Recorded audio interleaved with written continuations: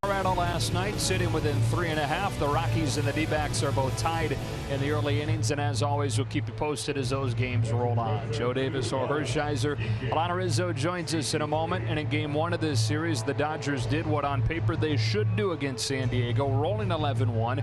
Continuation of quite a trend when you're looking at what the Dodgers have done to the Padres on the season. Yeah, they are the strongest team in the West when it comes to playing the Padres. They absolutely obliterate them, and to have a run differential like this, about a third of the runs that they make up against teams are against the Padres. That's a huge differential.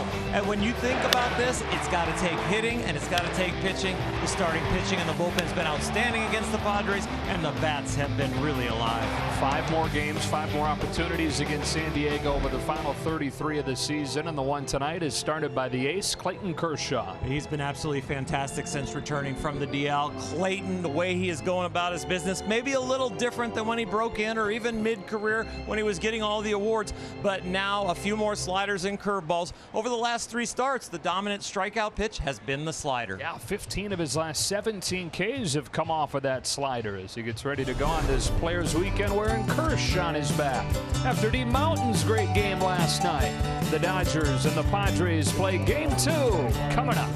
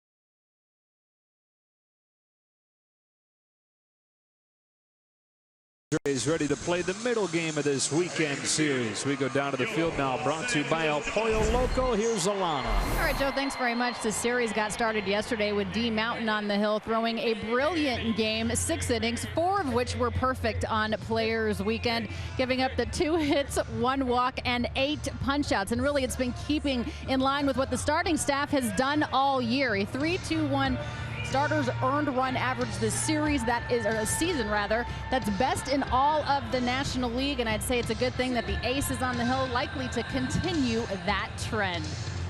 All right, Alana, great work keeping your keeping composure there through the wonderful dance show Kike was putting on. Kershaw's been good, the starters have been good, and Kershaw, particularly against San Diego, Oral, has been dominant throughout his career.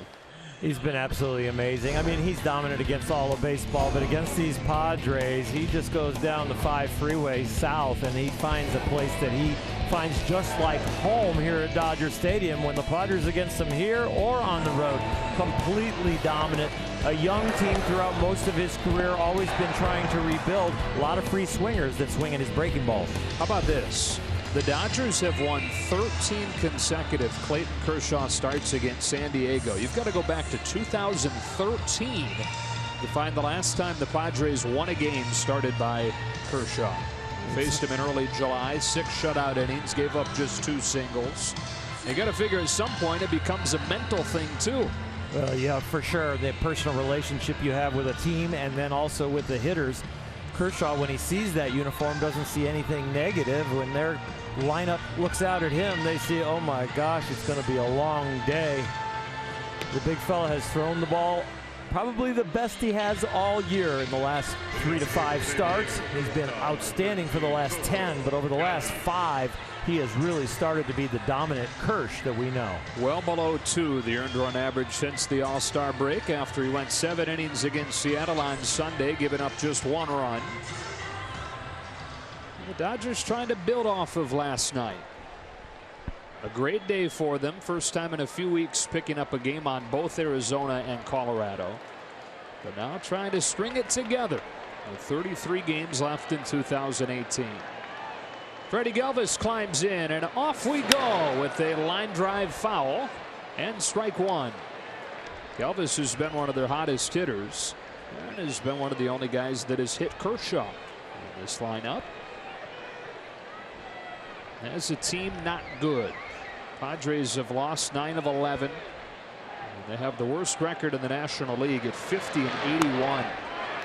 Knee buckling curve, and it's 0-2.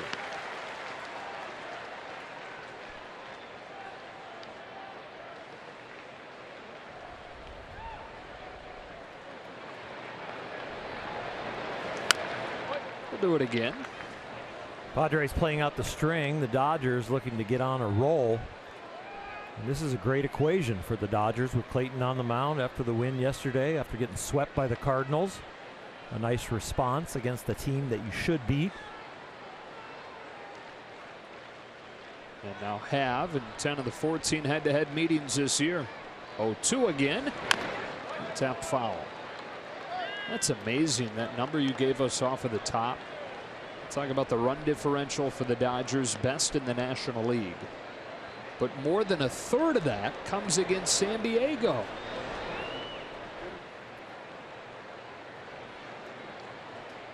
That's when you look at the Dodgers record in tight games. And it's a little different than when they play in blowouts, of course, because they get in there, and those tight games have been tough against the other teams other than the Padres. The run differential, what, 76 against the rest of the league and 40 alone against the Padres. Last night was another one of those easy wins towards the end. 11-1 the final score. The Dodgers have been winning all those lately. But in the tight games, they've dropped 8 of the last 9. Kershaw to Galvis with another 0-2 and another foul ball. It's the 5th in a row from Freddie. A free swinging San Diego Padre lineup, young team that likes to get the bat started, and the whole league likes to get the bat started against Clayton Kershaw. Got him swinging with a curve that actually got away from him, and that's why you see Clayton upset with himself, and Galvis the same. Makes more contact with a gum than he did that curve.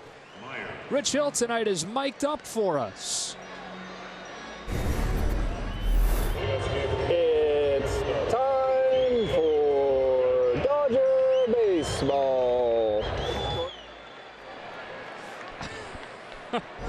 All right. He would be near the top of the list if we could handpick guys to mic up for a night. He'd be right near the top. Let's ball one on Will Myers. And we're going to visit with Rich. He's going to put an earpiece in during the third. And this Players Weekend will continue to get a little bit of extra access. Myers breaks his bat on a roller to Justin Turner. For Kershaw, 2 up and 2 down. Galvis swung early and often.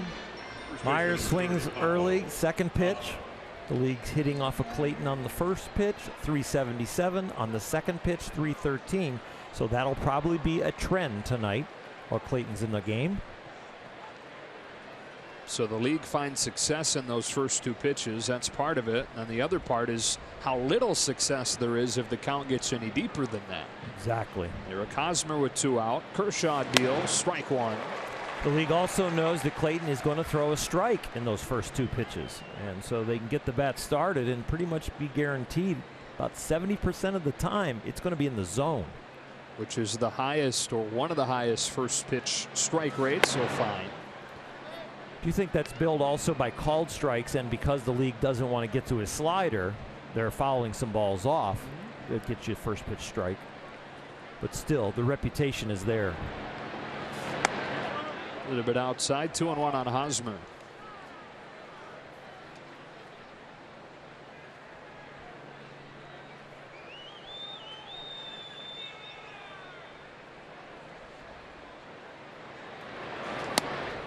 Two and 2.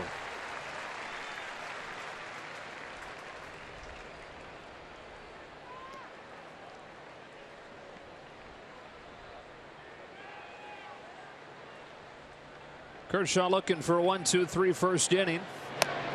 Tried to cut that one to the inside corner, but it missed, and the count goes full.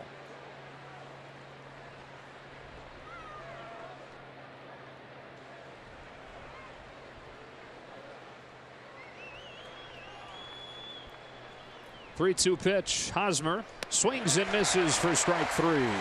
Kershaw to the slider. Now 16 of the last 18 Ks have come off of that pitch. The Dodgers come to bat after this.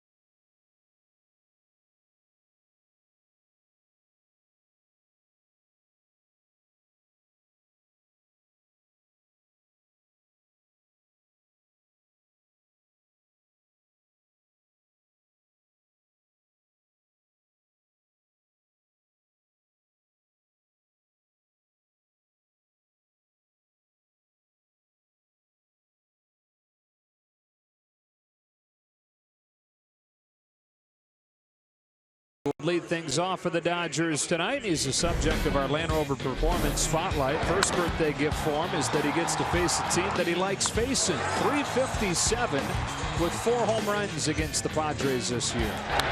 29 home runs. I think he likes a lot of guys, but you're right. hurts the Padres with his bat last night. Tonight's example of, boy, was that a blast that he hit. Man, and StatCast, I think, broke on it because it only had it at 415, which puts it kind of in the middle of the range of the homers he's hit.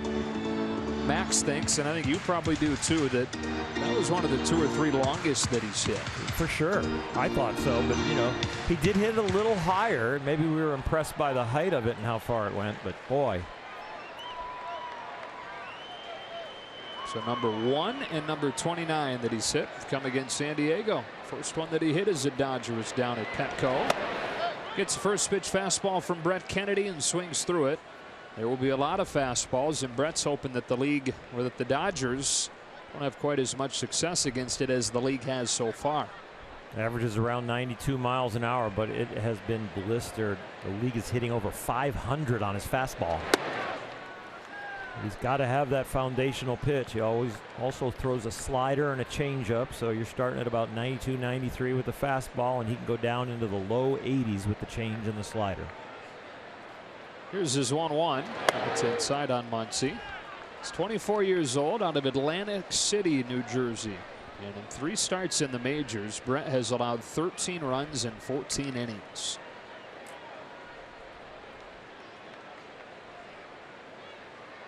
His 2-1 is drilled to right center field. Wow. Reyes, I think he got fooled on the trajectory of that thing. I'm watching Reyes move thinking he's got a beat on it, and winds up dropping in front of him for a leadoff hit. There's a little glare out there, and a lot of white shirts with Dodger blue shirts in the stands, but he just barely moves. He pulls up really early on that ball. You see 1, 2, 3, 4, 5, 6 choppy steps. If he's in full stride, he gets that ball. There was a misplay by Reyes in the first inning last night that led to the Dodgers' first run. As Turner comes up. And Kennedy comes home with ball 1.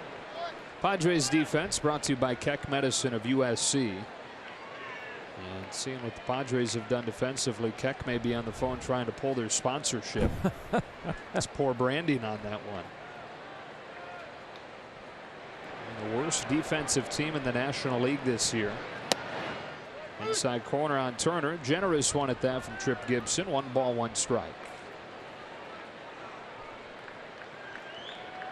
Justin is not a complainer. He just has a really good eye. But he is such a gentleman with the umpires that if he does give him a little tilt, the next at bat, he'll come back out and he'll either apologize or say, hey, I got that one right, not you. He'll have gone back to the film room to. Yeah, he'll go back and look at it and he'll check it out because the hitters are getting more and more information because of that. It's so accessible even during the game that they can get a feel for what is the umpire calling compared to what am I seeing. And am I locked in, or is the strike zone going to be a little wider tonight? 2-1.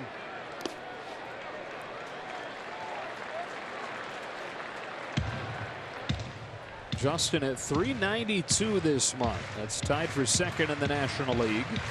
We've seen more and more power lately. But one of the 3 Dodger home runs last night.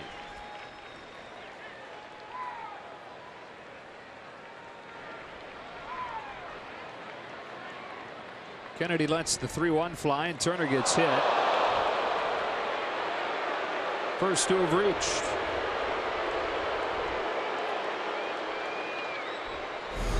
Young pitcher, not wanting to make a mistake out over the plate, has not shown real good command with his fastball since being here in the big leagues, and Justin has to wear one there.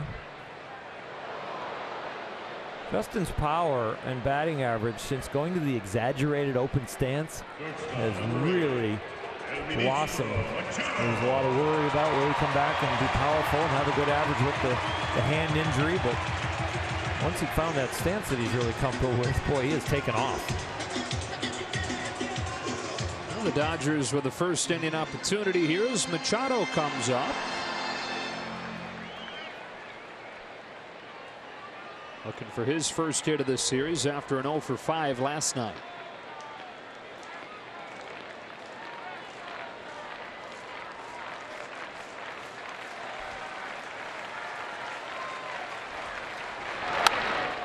It's the first pitch foul. Now, Justin Turner talked about after the game last night how important it was for the Dodgers to get runs early last night, because he admitted, and many of the guys have, that it does snowball into a mental thing where the narrative becomes that you can't hit with runners in scoring position, and you're gripping the bat a little harder, trying harder, which is not what you want. And so to have some things go their way right away, even though they didn't contribute with runners in scoring position, they needed a little bit of help from the Padres defense to get on the board. Those good feelings that they got early in the game meant everything. 2 on, nobody out, and Kennedy to Machado with a 1-1 that Manny hits in the air to center field. Margot drifting back at the wall. There it goes! 3-run shot, Manny Machado. And the Dodgers out of the gates quickly.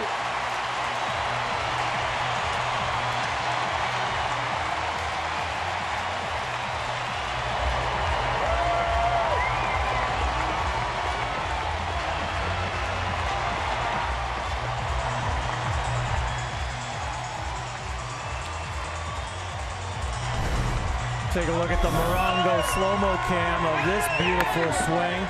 Game starting about an hour earlier than normal for a night game, so it's about 2 to 3 degrees hotter. And that might have been just enough thin air to get that one out of here. So Machado has another 30 home run season. And the Dodgers have a 3-0 lead before Kennedy gets his first out. Strike 1 on Cody Bellinger.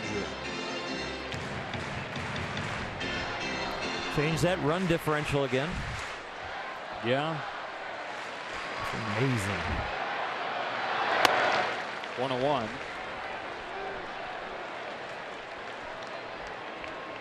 For Brett Kennedy, it's a nightmare that he just won't wake up from. 6 home runs in his first 14+ innings in the majors.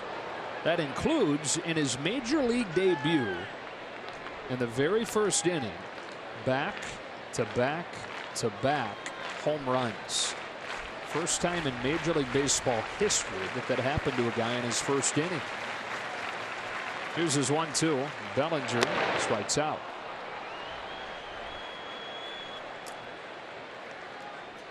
Second baseman number 6, Dozier. 1 gone in the first inning as Brian Dozier comes up.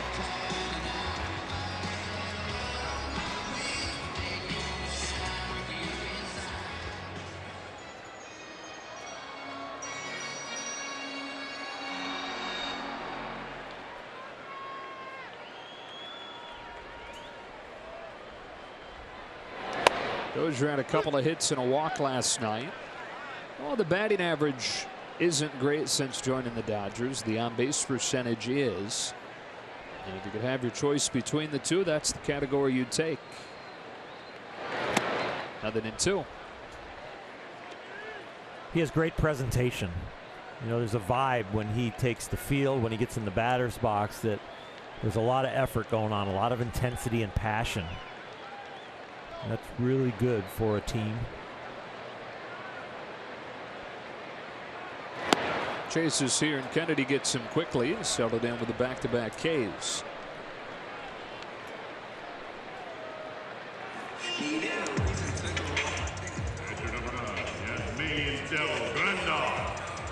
Two gone first inning. Here's Grandal.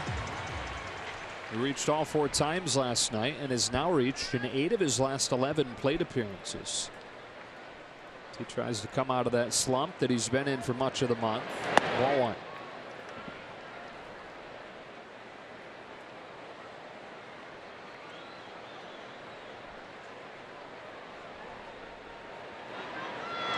Strike 1.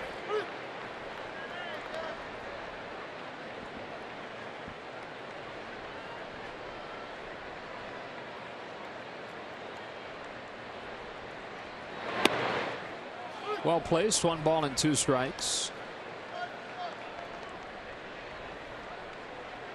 And Machado home run has the Dodgers in front here in the first inning.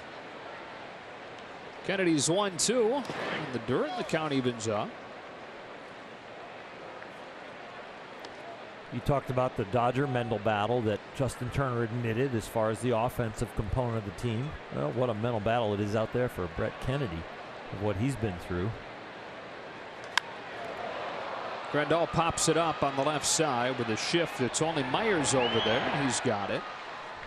But the Dodgers jump in front. First three-man reach capped off with Machado's three-run shot after an inning at Dodger Stadium. 3-0.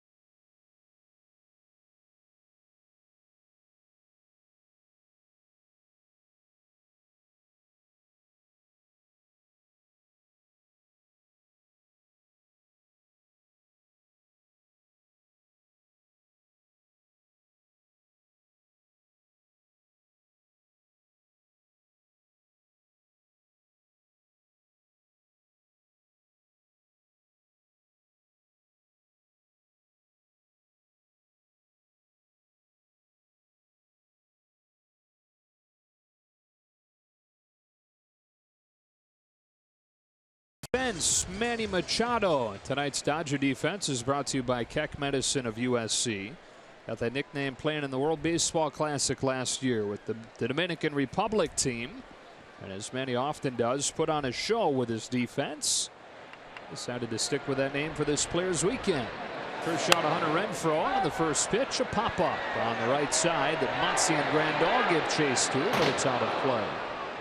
We've told this story before, but Manny's somebody, and it goes to show you that he puts it on his jersey, but somebody that has always prided himself on his defense.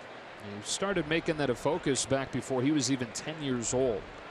Very close with his uncle. He grew up across the street from Uncle Gio, and they'd walk to the neighborhood field and work for hours on his defense, among other things.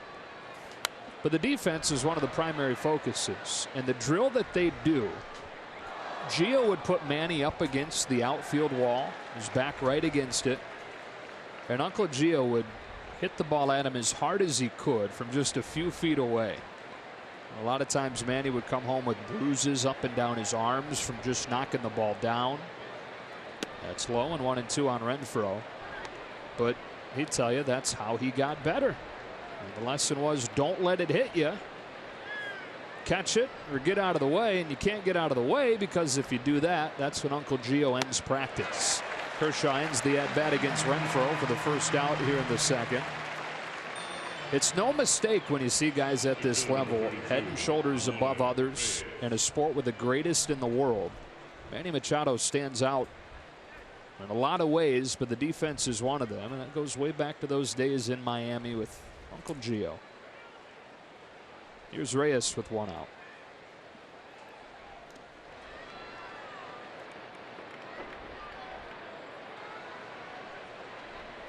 Strike one. Those workouts with Uncle Gio paid off. His first manager, Buck Showalter, had to find a way to get him in the lineup because of his glove, not his bat.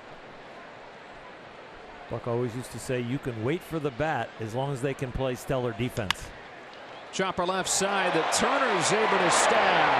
And Reyes is out number 2. You got the minister of defense at short. Justin Turner pretty darn good at the hot corner too.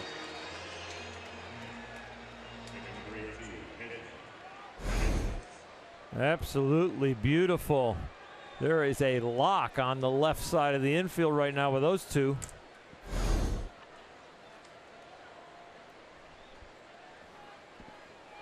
And so Kershaw's retired the first 5 that he's faced. Up comes Austin Hedges.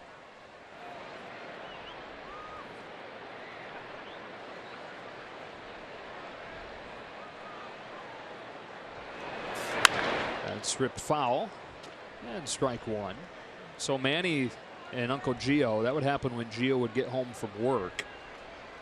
Until then, once Manny was home from school, he'd be outside throwing the tennis ball off of the wall. And fielding ground balls that he'd make for himself, robbing imaginary home runs over the fence along the side of the house. Strike called, and it's 0-2.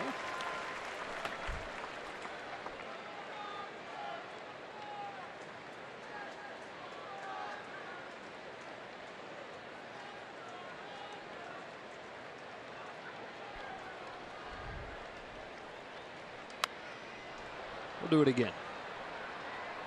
That's a very high level pitch for Clayton Kershaw. That's new. A slider on the backdoor side to a right-handed hitter.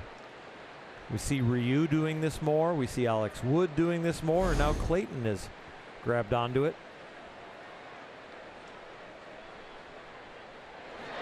Curveball ripped to left, base hit for Hedges. The first base runner of the game for San Diego comes on a 2-out single from the San Diego catcher.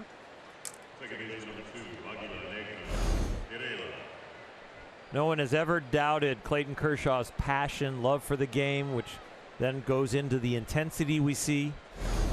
But you gotta remember the will to win. And so he's been a very good adjuster when it comes to the strategy of how to win.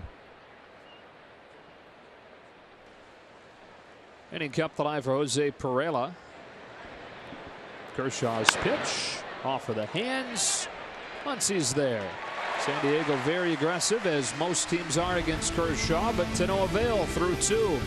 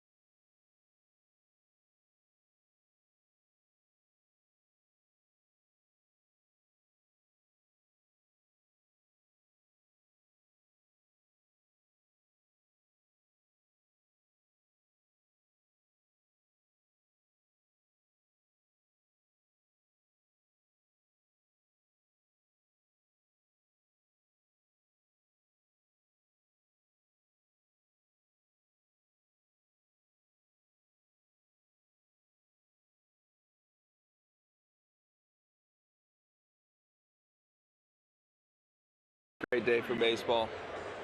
75 and sunny. Southern California weather. I got a mic on. Hot mic. Hot mic. Hot mic just for a couple innings. Just for a couple innings, right? Yes. Homer. Homer? Homer? Yeah, baby! We appreciate Rich wearing the microphone for us tonight. Dodgers in front 3-0, bottom 2, and Chris Taylor takes ball 1 from Brett Kennedy. He's got a hot mic on. Yeah, if you didn't know. He was going around the dugout letting everybody know. Just so you know, don't say anything that you would regret. It's outside 2-0. What he didn't let them know is that we're not running the microphone footage live. You can still get away with we will edit out anything that's not family friendly. 2-0. Taylor fouls it, 2-1. It was a good night for Chris last night. Fabulous defensive play in left, and he also hit his second home run over the last month plus. As part of a 2-for-4 performance. He's starting to look like he's digging his way out of the slump. As consistent as he was last year, it's just so surprising to see him struggle for so long. But when he all of a sudden starts to look like he's barreling it up and he's on time. I remember last year he wouldn't worry about an 0-for-4 or an 0-for-8. Grounded at third. That's Myers. 1 out. Like that's an 0-for right there. But what he would always worry about, he and Turner Ward, is he on time? Because they're going to square it up sooner or later if he's on time. But he's had a little of both off during this slump, being on time and also then getting the barrel to strikes. On this Players Weekend, here's the Wild Horse for his first at bat against San Diego this weekend. He had yesterday off.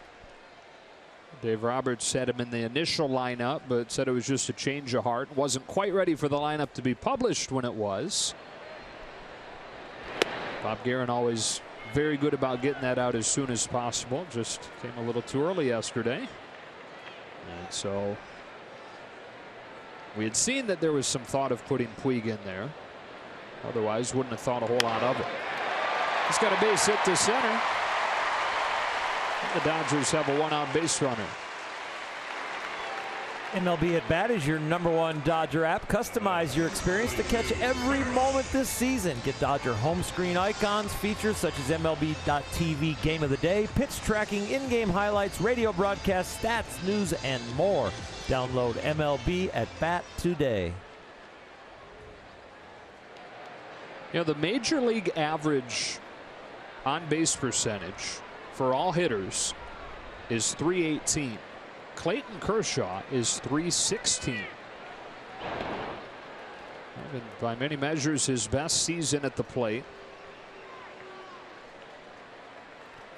Third of the time when he gets on, it's a walk or something else because he's hitting .212. So he's contributing to that on base percentage by grinding out at bats.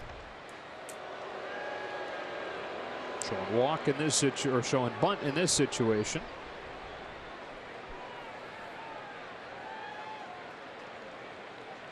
Clayton flashing to Puig like, I'm bunting, don't get picked off. I'm in charge of getting you to second. Puig takes off and has stolen it easily.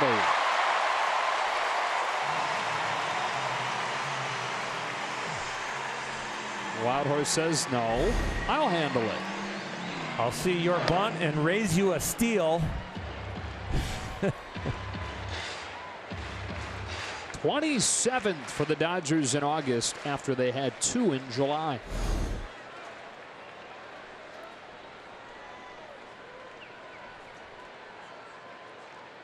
So now Kershaw can swing it away and they'll take a ball. It's 1-1.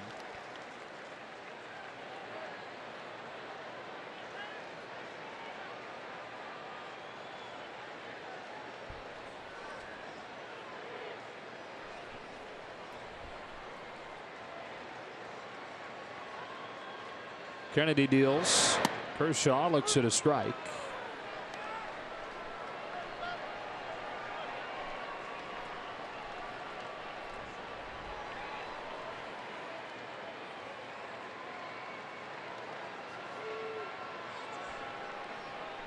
Three-0 second inning. Puig gets second with 1 out. Kennedy delivers 1-2.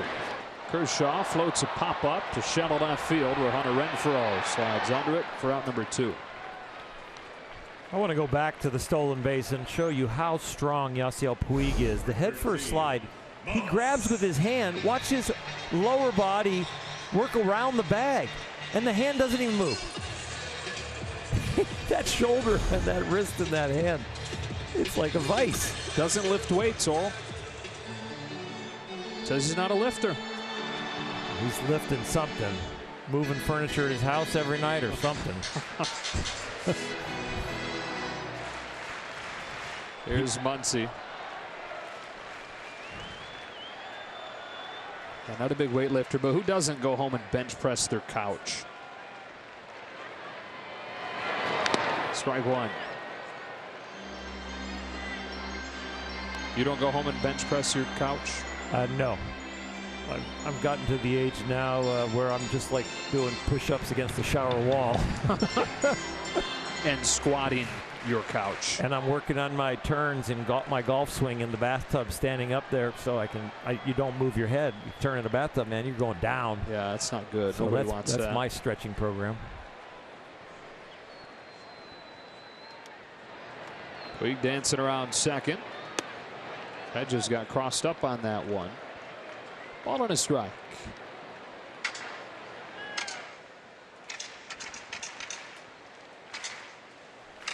Max singled to start the night for the Dodgers and scored on Machado's home run.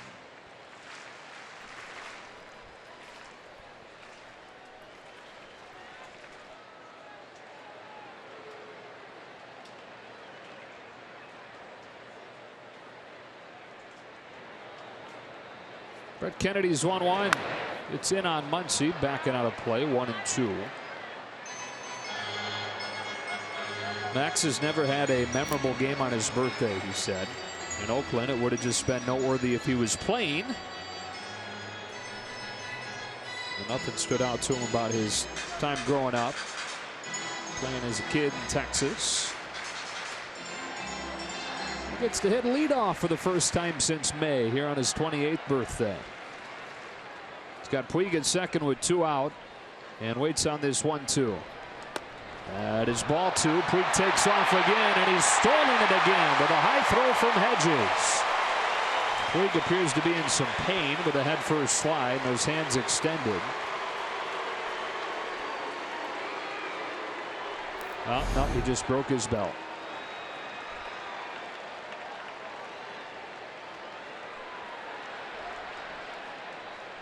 With the shifting that's going on in the league, a lot of times hard for the fielders to get to the bag and to have enough agility to receive a perfect throw. So now you got to actually throw as a catcher a little bit more waist high or above, because the fielder can be in full sprint as he's trying to get the throw.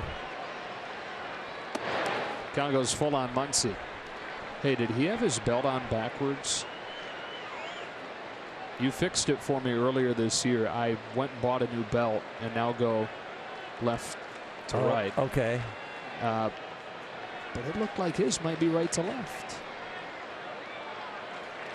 That wouldn't surprise me. Muncie down on strikes. And the mystery will continue. Yasiel Puig wears the correct belt or not. 3-0 through 2. Close look. No, it's correct. Just broke.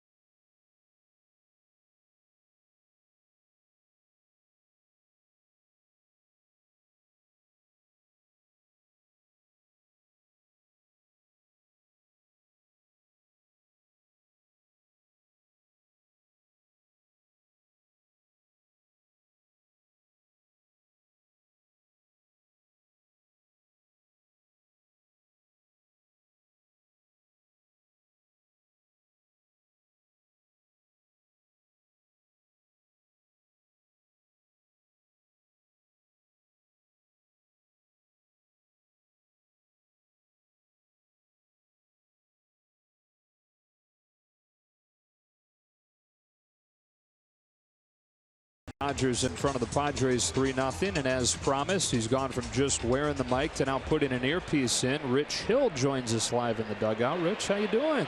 Hey, what's up, guys? You're breaking up. You're breaking up on us a little bit. Oh, we're going to make sure we get this figured out, though. Can you hear us okay? Yeah, I can hear you okay, yeah. All right. Well, we appreciate you doing this. Yeah, no problem, guys.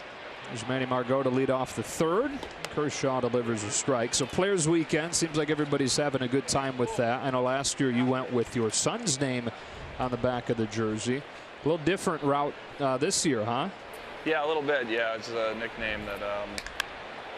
It's a base hit to left from Margot. Taylor knocks it down. Margot into second. Yeah, it was a nickname that I got a little while back from some teammates when I was with the Red Sox. So decided to go with it. And, yeah, it's just having fun, you know, with this weekend. And obviously the main goal is to keep winning games. Which you helped the Dodgers do last night. Those 6 shutout innings.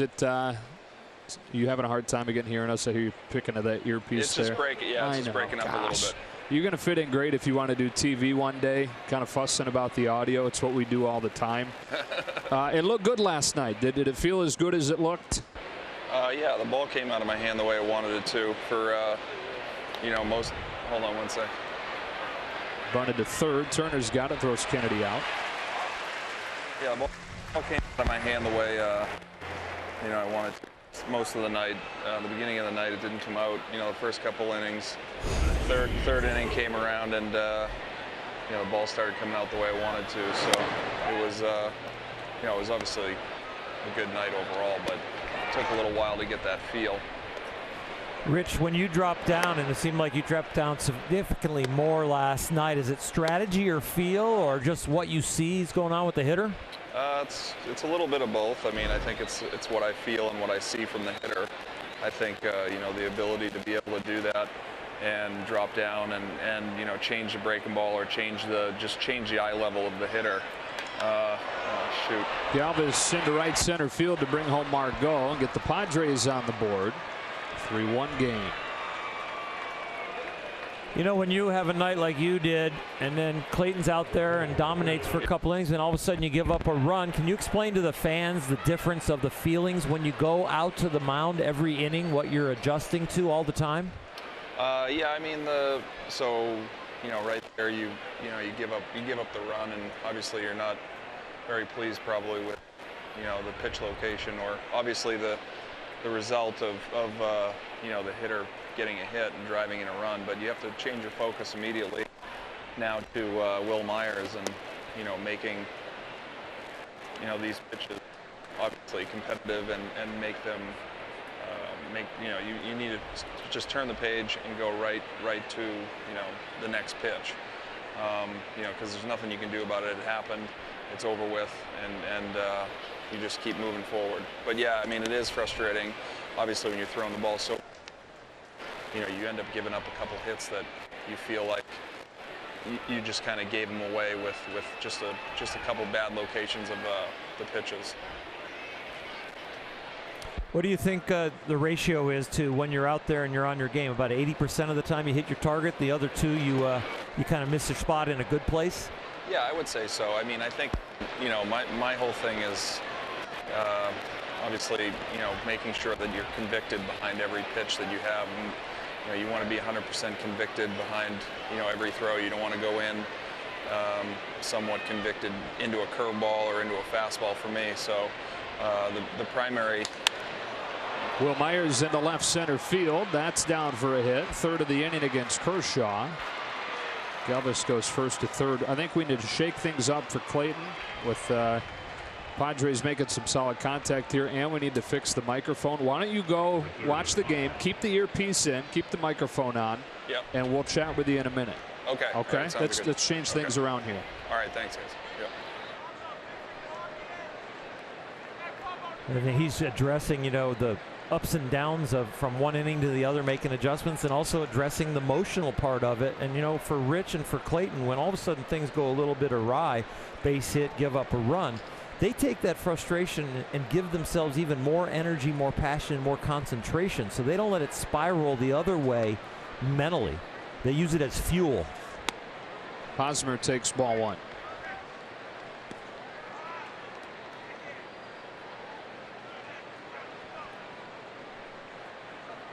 Kershaw retired 6 of 7 over the first 2 innings, but 3 hits here in the 3rd. Double from Margot, and then singles from Galvis and Myers. And now it's Hosmer waiting on this 1-0. It's in the dirt, ball 2.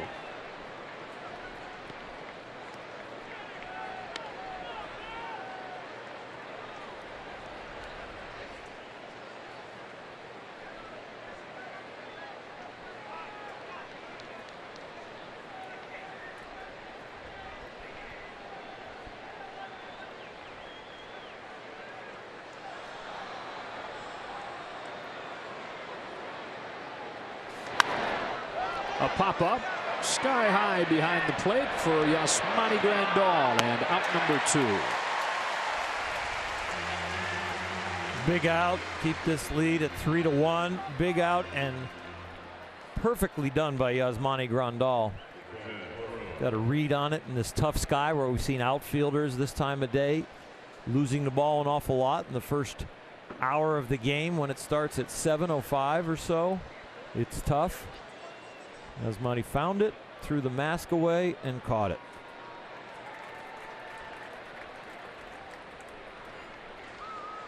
Two on, 2 out, and a 3-1 game. We'll continue to work on Rich's microphone and get that sorted away. Renfroe pops one into the left. No big deal for Chris Taylor, and well, until he finds it, now he's got it. 3-1. Rich Hill's going to join us again when we come back.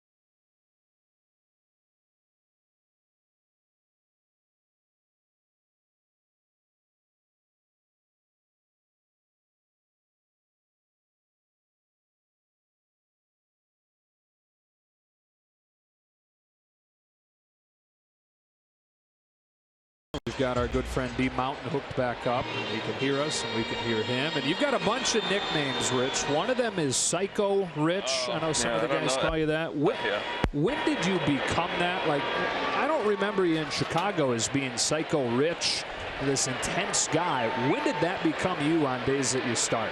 Wow, I'm getting a lot of wind in here, a lot of background noise, I think.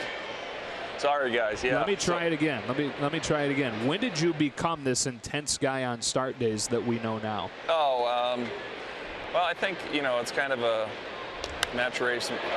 Base hit. Just foul. Just foul. Yeah. So I think it was more of a, you know, just being comfortable with failure and getting, you know, as my career has gone on, just understanding that, you know, enjoying actually going out there and failing, becoming, you know, comfortable with that. I think that's something, that intensity kind of comes out of. When you go out there and you're actually, we talk about the creative freedom that you can have as a pitcher or as a player. This environment provides that, and it's something that's kind of come out over the last couple of years. So you become a little bit more of yourself, and you understand when you go out there between the lines. It's business, and you want to go out there and perform and everything that you can, for your teammates, but also for the fans as well. Now that in 2 on Turner, he takes it low, ball 1. Rich, every starting pitcher kind of creates his own culture on the day he pitches, and here we are in the second half of this interview, and you're down the other end of the dugout, as far away from Clayton Kershaw as you can get, right? Yeah, I'm not going to try to bother anybody today, getting in the way of, it's a base hit. Yeah, good call. You read the ball off of the bat really well from that angle. We heard you on the Machado home run, and you knew off of the crack. Yeah, that was, I got a little better angle, I think, down here, field level. But yeah, I try to stay out of, starting pitchers' way on the day that they pitch. Everybody's different. Some guys, as you know, Oral, some guys like to talk. Some guys don't say much. Some guys, study the hitters or, right up until game time. But everybody is different, and everybody has their own routine, which, everybody respects, and just try to stay out of the way and let them have their day. When do you put your game face on, and can you describe it for us? Yeah, I mean, I would say it's probably right around 6 o'clock. I come in, I know it's start day. I'm obviously very serious about, that day. And, making sure that I am, properly hydrated and have the right nutrition and all that stuff before I come to the ballpark, and even at the ballpark. But right around 6 o'clock is when things start to get really focused. Manny Machado taps one left side. Myers only plays at first. One gone. So that's really 6 o'clock. I get stretch. I actually tape my left ankle, and then go down to the weight room and get on the bike for about 10 minutes. So I ride the bike for 10 minutes, stretch out, and then I make my way down the tunnel to the bullpen, where I grab 2 baseballs and start playing catch right around 6:40.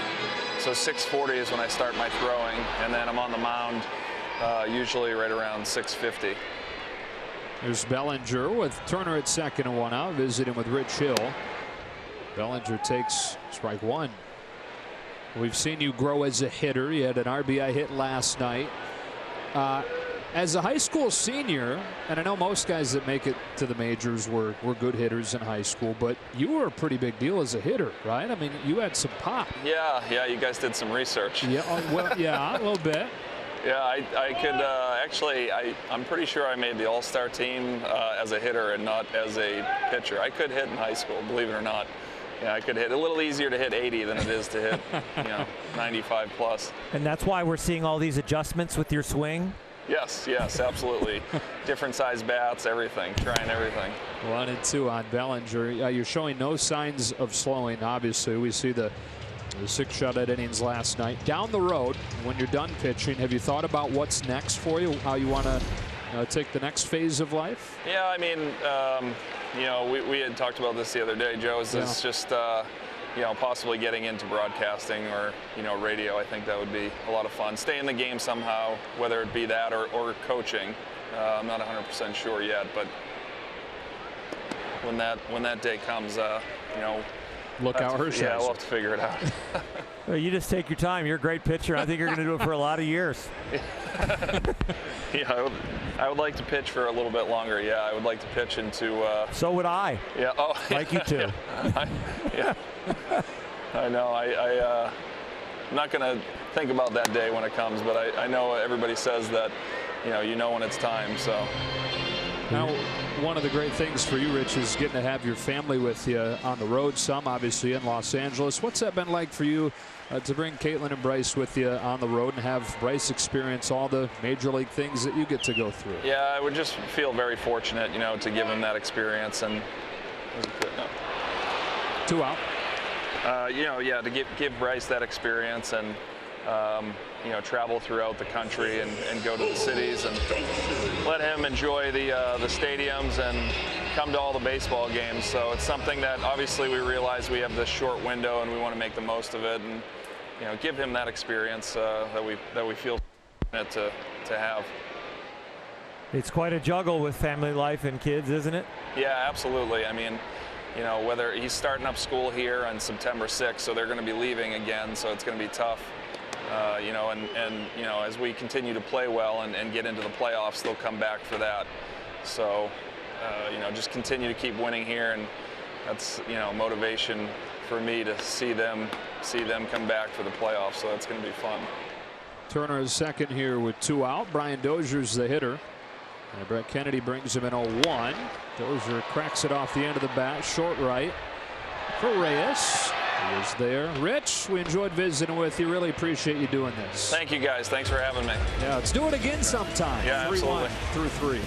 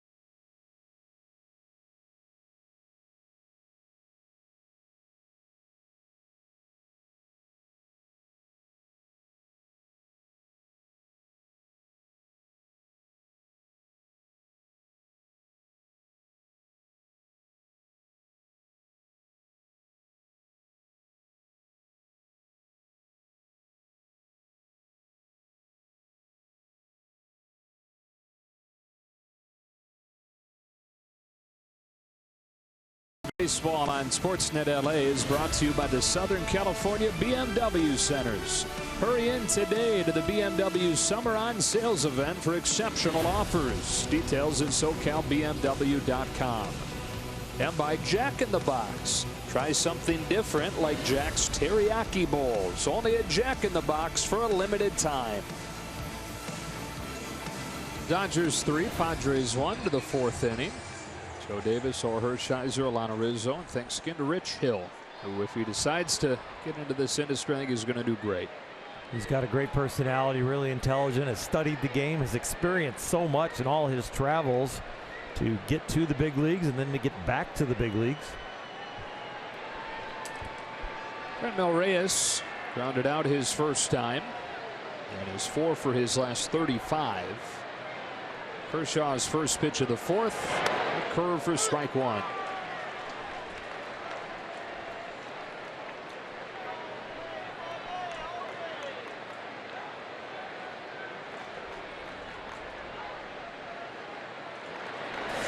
They're through with 5 innings in Phoenix. The Diamondbacks and the Mariners are tied at 1. The Rockies lead the Cardinals 1-0 in the 8th inning and a home run from, wait for it, Matt Holliday. Really? Reyes able to stay alive. Excuse me? You haven't been following that story, huh? Not yet. I guess I'm going to follow it right now. Yeah, Matt Holliday is back with Colorado. Wow. Signed a minor league contract a few weeks ago, tore it up in AAA. They brought him up earlier this week. And his home run is the difference tonight. It's high, 1 ball and 2 strikes. When he arrived a few days ago, his shoes hadn't gotten there yet. And so they went into the archives and he had 2 options. He had a signed pair, or he had a pair that he wore in the World Series that they had in the, the team merchandise, not in the store, but just on display. And so he wore a pair from the World Series. Awesome. That's awesome. Up there on the press level there in Colorado, they've got all the displays of all the historic moments in the history of the organization. 2-2. Got him.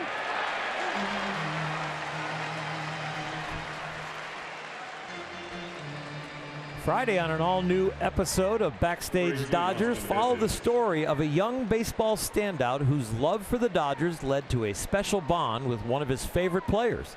Don't miss Backstage Dodgers, presented by Cadillac, Friday after the postgame on Sportsnet LA.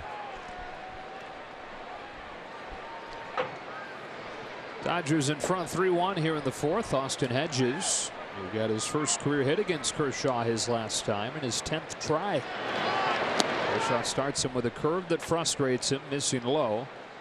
1-0.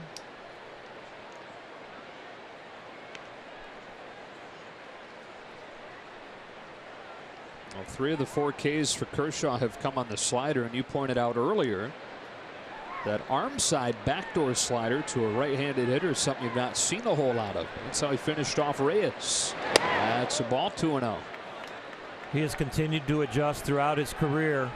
The fastball velocity from when he broke in, yeah, we can say the very first year was 96, but really the average velocity when he started going 6, 7, 8, 9 innings, about 94.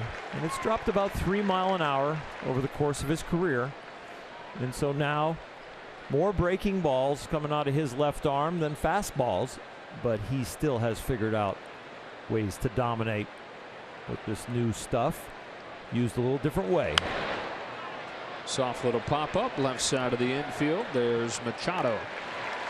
And not missing quite as many bats. Not overpowering people with velocity, but he's getting more ground balls, getting contact early in the count. That's what the best do, right? They find a way to continue to reach that same level. He's still putting up the same kind of numbers, just getting there a little bit differently.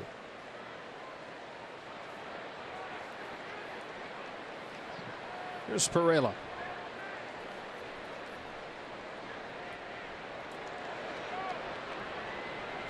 Strike 1.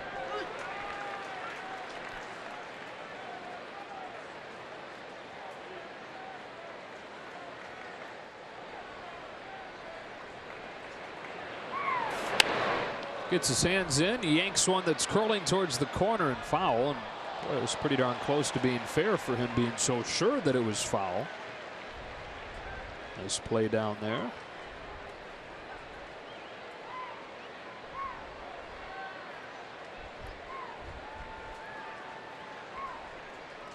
I guess it wasn't that close. That's a great play. Got him swinging. Again with his slider through the back door. Kershaw continues to evolve. He's got 5 Ks tonight with a 1, 2, 3, 4.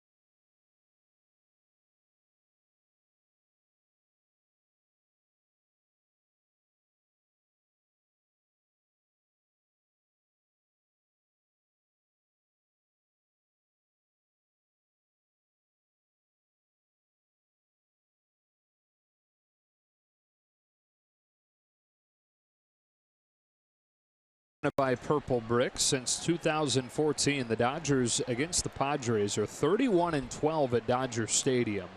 And the pitching has been especially dominant in that time frame. So far tonight, Kershaw has given up 1 through 4.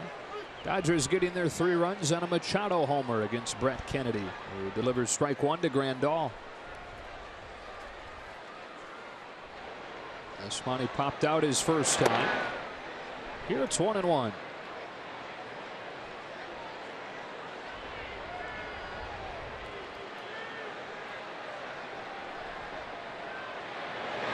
Ball 2.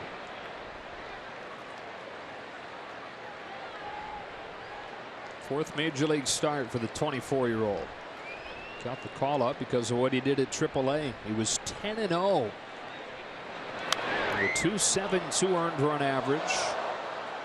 AAA All-Star. Never a top prospect, but at some point the numbers are so good that you just can't look away, and that's in a hitter-friendly league that he had that sub-3 ERA, that perfect record. Grandal lifts one to right.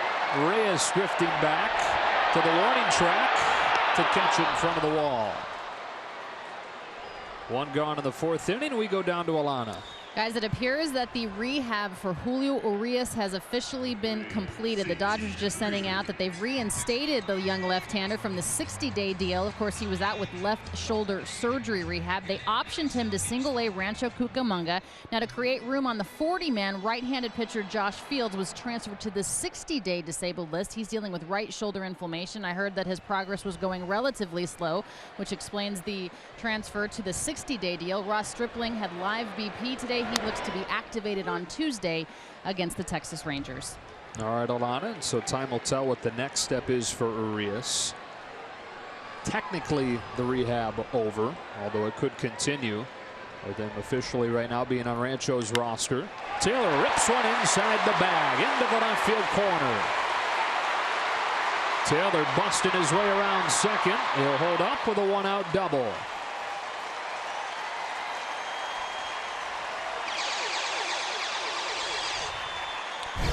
Chris Taylor hit a hard ground ball in his first at bat to third. We take a look at the Volkswagen replay, and he hits one hard to third this time, getting it through and down the line. Talked about him getting it on the barrel and also timing it up, and has done that in the first 2 at bats here this evening.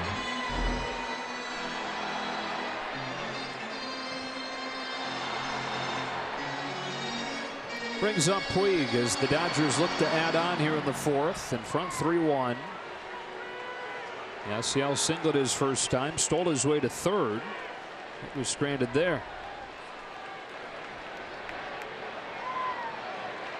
Ball 1. Dodgers started 1 for 1 with men in scoring position. That was the Machado home run. They've gone hitless in 4 ABs with runners in scoring position since.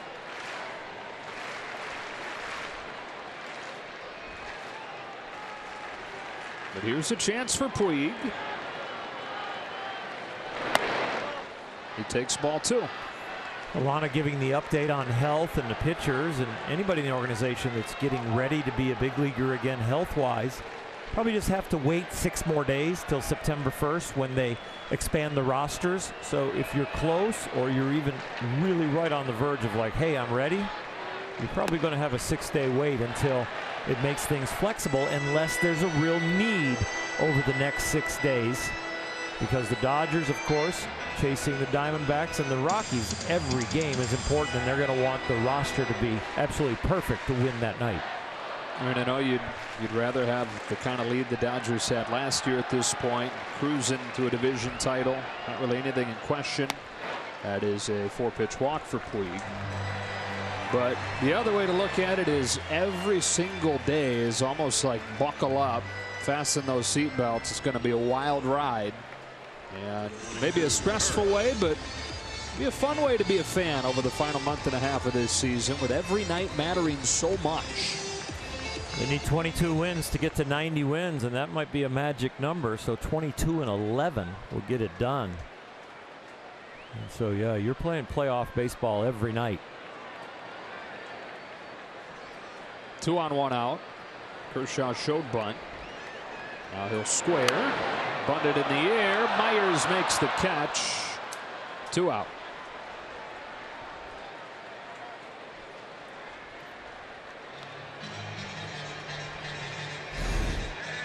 Very frustrating for Clayton. He is an excellent bunter, and he does not do this. That is a rarity for him to pop it up. Really pretty doggone good technique. Didn't drop the barrel, just the eyesight fooled him a little bit on where it was going to hit the bat.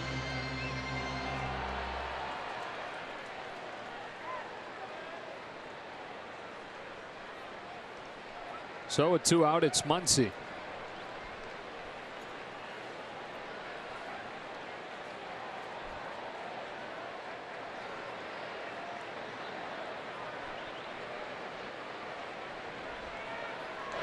Max looks at a strike.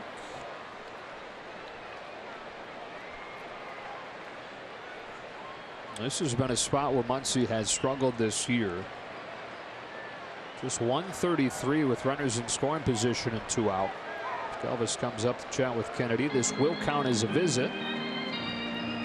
One of the reasons it's worth giving Muncie a look in the leadoff spot is that you don't typically have as many run scoring opportunities there as you do where he's been hitting in the middle part of the order, a little bit more towards the bottom of the order.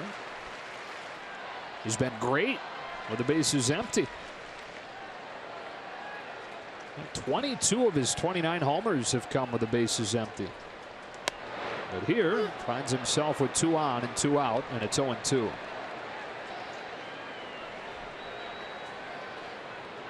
Possible leadoff hitters with speed would be like Taylor and Puig and Bellinger. On base percentage and the immediate threat of power, Max Muncie is a really good choice.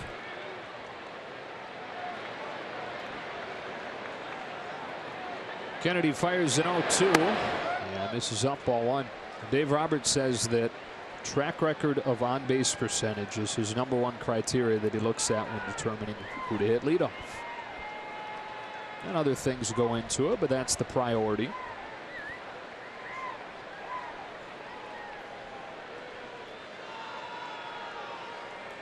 On a 1-2, Muncie fouls it.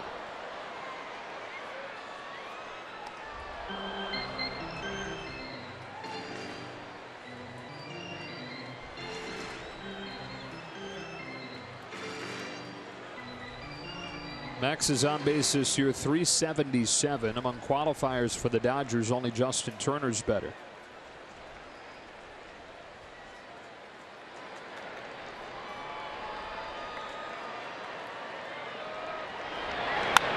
Ground ball foul. Speed not a necessary tool to be a leadoff hitter in today's day and age. Less stolen base attempts. More balls hit in the air, so that infield hit that's deep in the hole to short or to second to get the force play at second because you were the leadoff hitter and you're on base, well, it just doesn't happen as much. Also the shifting, covering those ground balls, so on base percentage and slug, you can do that at the top of the order now. You don't even have to be able to run.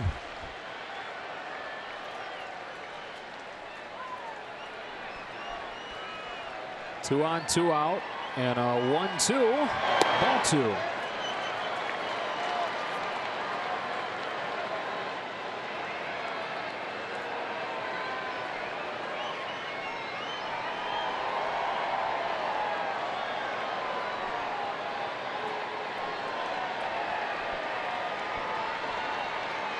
Deuce is wild in the 4. 2 on, 2 out, and a 2-2 from Kennedy. So to the 7th pitch of the at-bat for Max Muncie.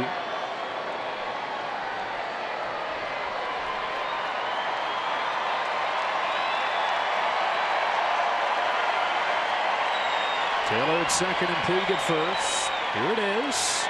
Outside, full count. They get a head start.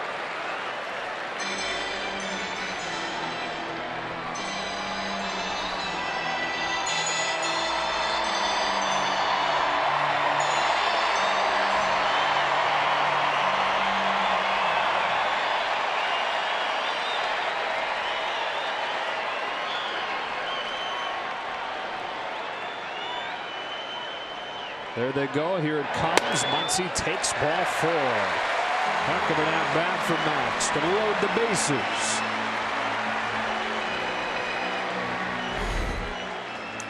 Took a change-up away, and here he eyeballs a fastball up. Kennedy already down by 2, and Justin Turner looking to make it more.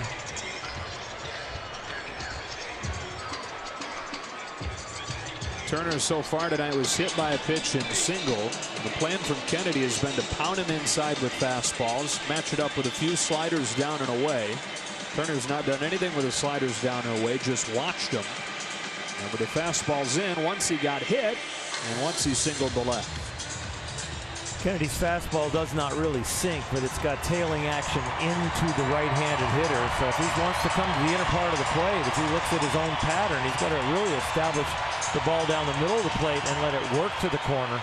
If he starts it on the corner, Justin's going to take it.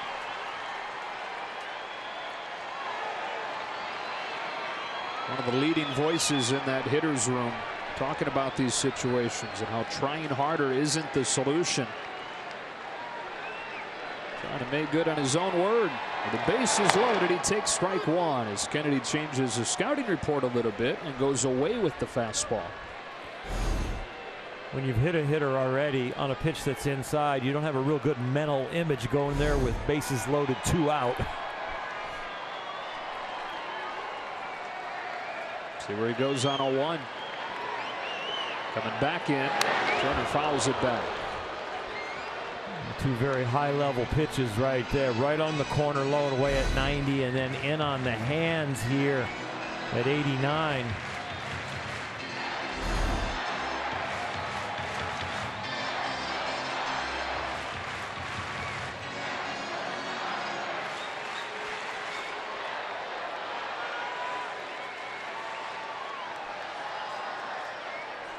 Double and 2 walks in the inning.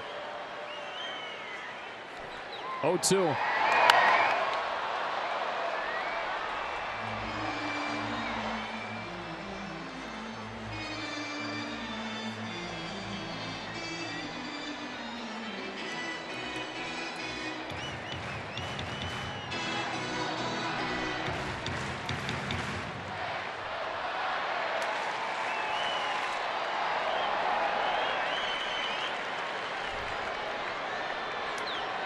On an 0-2, Turner leaves it up.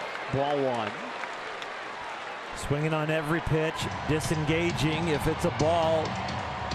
Justin shut it down just in time there.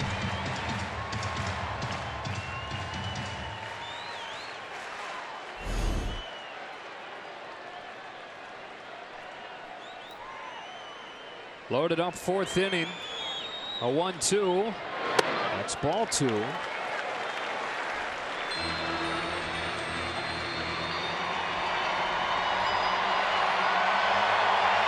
Machado, whose 3-run home run is accounted for the Dodgers scoring, waits on deck.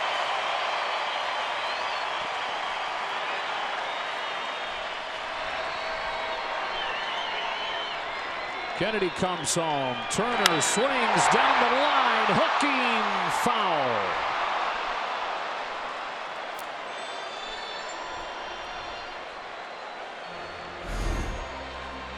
Took just enough off to get him out front.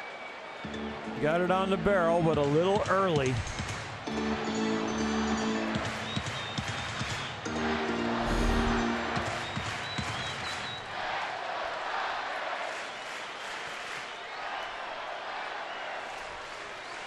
Seventh pitch coming to Turner. Another 2-2. Inside, it's full, and there's nowhere to put it.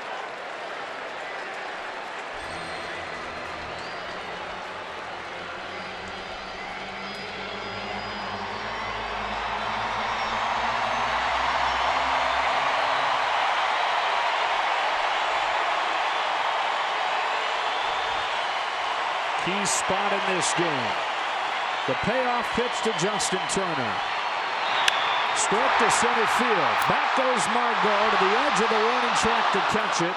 And that's that for the Dodgers in the 4th. They leave them loaded, and it remains 3-1.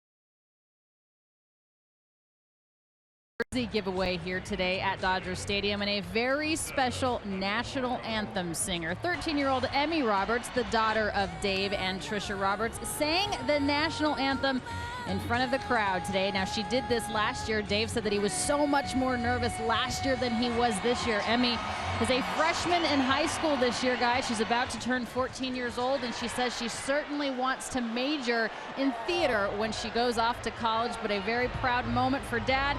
Great job, Emmy. That was awesome. And for anybody who has a daughter of their own or a child of their own, watching Dave's reaction to Emmy singing stirred the emotions, huh? There's Manuel Margot to start the fifth, taking a strike. I started to get tears in my eyes. I'm glad the song wasn't another stanza. So we have to do the open right after that national anthem ends. You are an emotional guy, Bulldog. Don't let the nickname fool you, folks. Perfectly placed. 0-2. Would you say you're a crier? Oh, I'm definitely a crier. Definitely a crier. I've seen Sound Music 25, 30 times. Every time they go over the hill, I start crying. Wow. I didn't even have to press him for that one, guys. He just offered that up. It's foul. Stays at 0-2. Both these guys could relate watching Dave. Margot has a young son named Diamond. Clayton, of course, two young children, Callie and Charlie. Neither one of them has ever cried at the sound of music. Some deep research.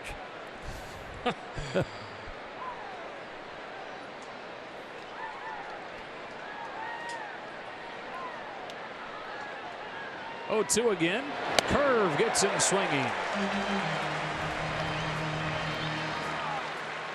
Add to your kids' Dodger wardrobe on Sunday. That's tomorrow when the Dodgers close out the San Diego series here against these Padres. Hopefully it'll be up for a sweep. That's a 110 game, and the first 12,000 kids 14 and under in attendance will receive a pair of LA branded socks presented by Spectrum. For tickets, visit Dodgers.com/promotions. There's Kennedy who takes ball one. Man, I'm glad that those are high socks. I know ankle high socks get you crying. There wouldn't be a dry eye in the house if I had to do that length socks. 2-0. Kennedy sacrificed successfully his first time. Padres got their run in the third inning on a base hit from Freddie Galvis, scoring Manuel Margot, who had doubled. Kershaw, meanwhile, has racked up 6 strikeouts.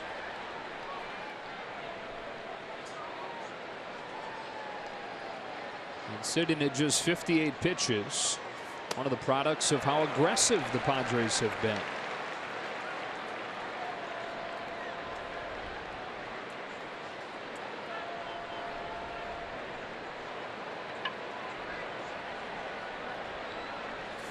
Got him swinging. 7th.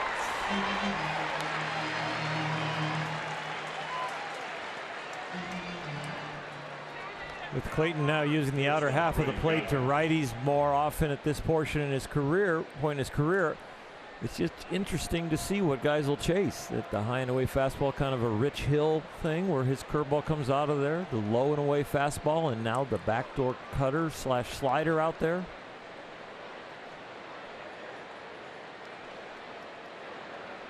Galvis, strike one. That's his typical default fastball, probably over the last 5 to 7 years. Now it's part of the arsenal, not the foundation. Had a little hump back to it, missed. Ball and a strike. Well, he can still change speeds a good 18 miles an hour. The fastball curveball differential. Lands that one. Even if the fastball average is around 91, 92, he just dropped that curveball in at 73. He has a changeup, but he might throw it 1 to 3 times a game. I was going to say it's why he's not needed a changeup, right? It's not about needing a changeup as much as it's about needing a separation of speeds. Yep. And you know what's great about him is as he develops his new strategy for the tools he brings to the game every day, his precision is still there. Galvis lifts a curve to left. Taylor is there. 1-2-3, fifth inning for Kershaw. Halfway home in a 3-1 game.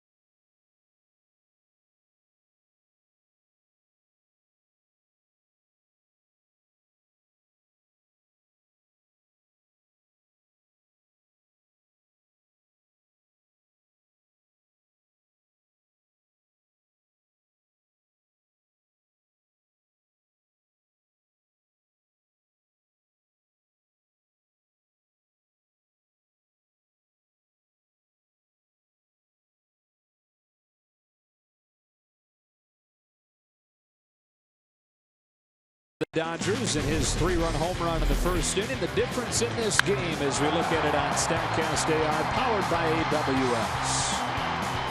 Well, he got it up in the air and you hit it over 100 miles an hour, above 30 degrees like that. We've been calling those majestic, and that's what it was, and it got just enough. Facing Brett Kennedy. His first pitch of the fifth inning misses up. Machado's done some good things with the Dodgers, but reason to believe there's plenty more is that it's not close to what he was doing in Baltimore. OPS almost 200 points below that mark. Scorches this one on the ground, but it's right at Galvis. He's the first out, and that's an encouraging thing, right? I mean, you know there's plenty more in there because he's shown it this year. Yeah, and when you're getting into this tight stretch here, we get into September, this is going to be every game means something. A bat like his in the lineup, that's one that can carry if all of a sudden it gets back to that Oriole level of production. So really exciting to see all of the ability in this roster. Maybe this offense can get it going against somebody other than the Padres. Of another one against the Padres tomorrow, and all you can do is beat the teams that you face. And 5 opportunities in a row here as Bellinger comes up and takes ball 1. 5 opportunities in a row against last place teams when you're looking at the 3 with the Padres and the 2 with the Rangers. You've got to make hay. Yeah, you really do. And you know what? If it's an offensive thing against the Padres, it's been very offensive. In Texas, it's going to be great for the offense because that ballpark lends itself to fly balls and having it carry a lot. This offense has had a reputation of boom or bust, and it statistically kind of pans out. But I think the boom or bust reputation can be erased if you do really well against the Padres and Texas, and then all of a sudden when you start playing the games against Arizona and Colorado, the ones that are going to be a little tighter against contenders, you got to find ways to push across the finish line to get a W in those games in the closer games. On a 2-1 pitch, Bellinger takes a high strike, 2-2. Brett Kennedy's done a nice job of settling in. Dodgers had 3 runs before he had an out tonight. He's picked up 4 Ks and nothing since that Machado homer.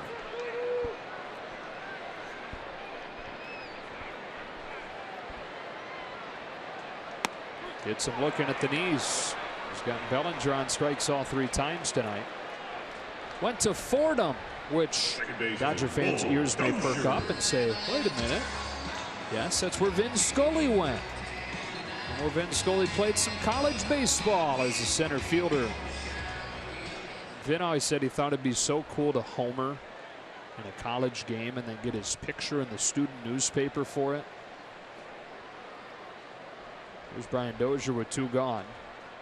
Taking ball 1. Well, Finn homers against the City College of New York. First career home run. And the photographer happened to get a picture of him crossing home plate. So the next day, the student paper comes out. There's Vin crossing home after his big home run. Floated it right off the end of the bat. Reyes comes on and makes the catch. The caption underneath says, "Home run for Jim Tully." Oh, he finally hits the home run. He lives the dream, and they get the caption wrong. Jim Tully.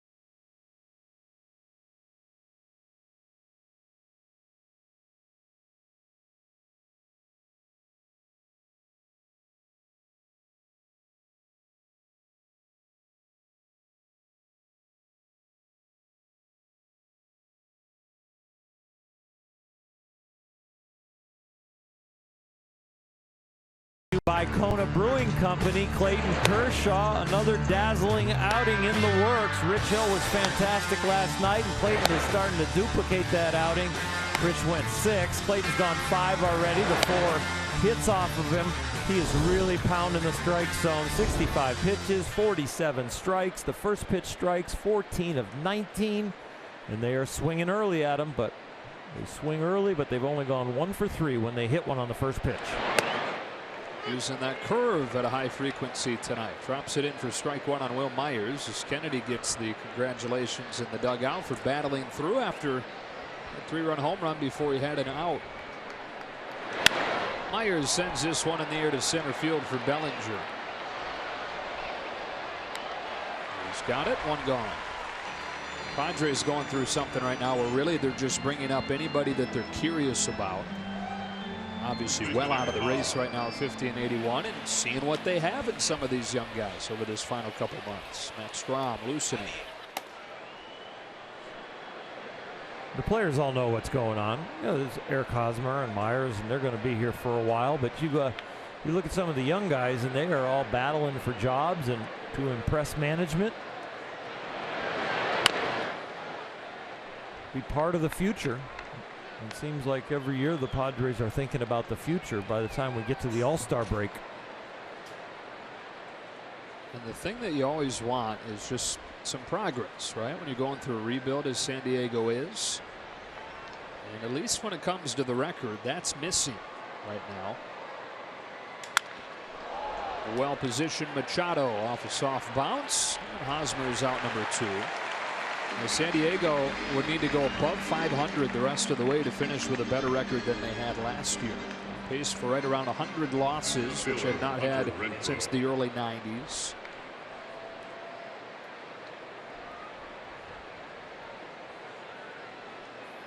But 2.5 games, the worst record in the NL.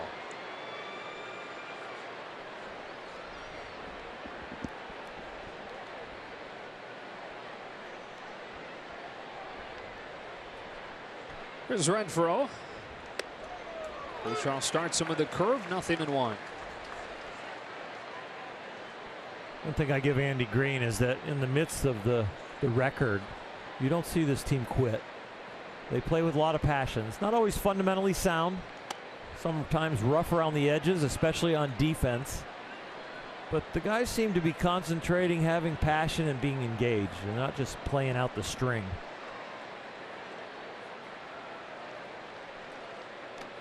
2-1. And that's got to be tough.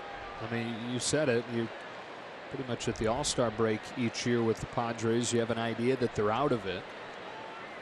Even earlier than that this season, to come to the park every day, and as far out as they are. 2-2. It's like the Padres have the shiner that we just saw on Will Myers. Always seem to, by the All-Star break, get punched, and you see the bruise come out, and now it's like, okay, the rest of the year. That was a ground ball to the nose.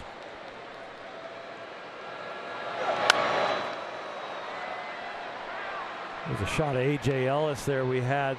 As you get even up close look of that eye of Will, but boy, is he still very popular with the Dodgers. Everybody crossing over to the other side to go visit with A.J. Having a great year.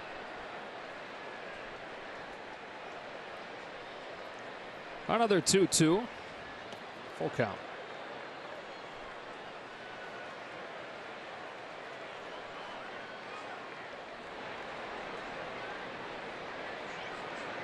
Kershaw, who's retired 10 in a row. Pitching with a 3-1 lead, 6th inning through his wide. Here's his 3-2. Renfroe strikes out swinging as that slider dips under the bat.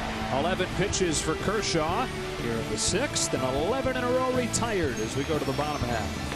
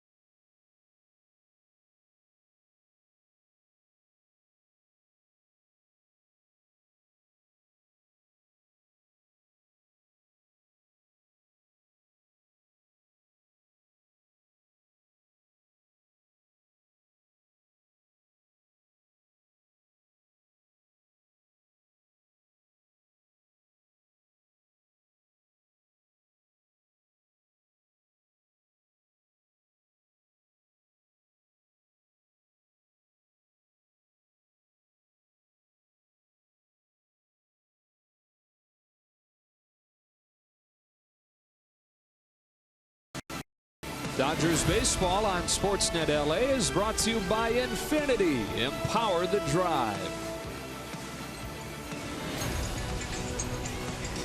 Time now for Bill for Baseball, brought to you by T-Mobile. Rich Hill mic'd up tonight. Hot coffee. I wasn't going to spill it on you. Huh? I'm not. I wasn't going to spill it on you. I'm not trying to force any funny. There is no funny being forced here at all. A 1 count. Kershaw looks into the sign, shakes once, agrees. The pitch. Strike. Oh, thanks. What? Yeah. I thought he was coming for your job, not mine. Oh, I think he's practicing play-by-play, and you know what? I think he sounds good. Here's Grandal to lead off the 6th. Matt Strom into the game for San Diego, and the left-hander deals a strike. Strom, part of what has been the strength of this Padres bullpen, even with them having dealt away 2 of their top arms in Brad Hand and Adam Simber. 0-2.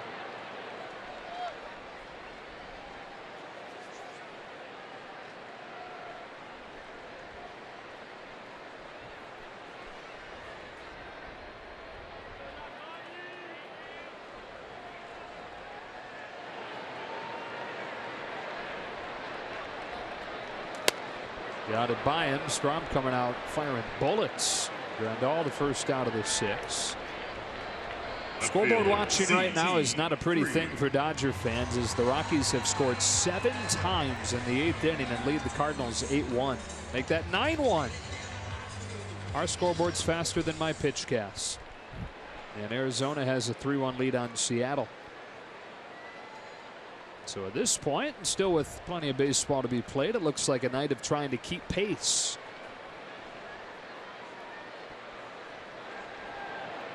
Taylor with 1 out. That's ball 1. 5 games in a row you really feel like you should win. Won the one last night, ahead in this one here. Every night's not going to be perfect like last night where you win and they both lose. It's just another time when you got to keep your head down and accomplish what's in front of you.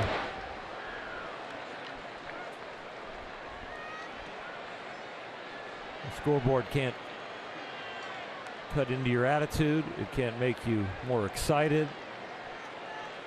I mean, that's what everybody says about being a professional, but being a professional is only getting paid to play in front of in this stadium in front of all the great fans.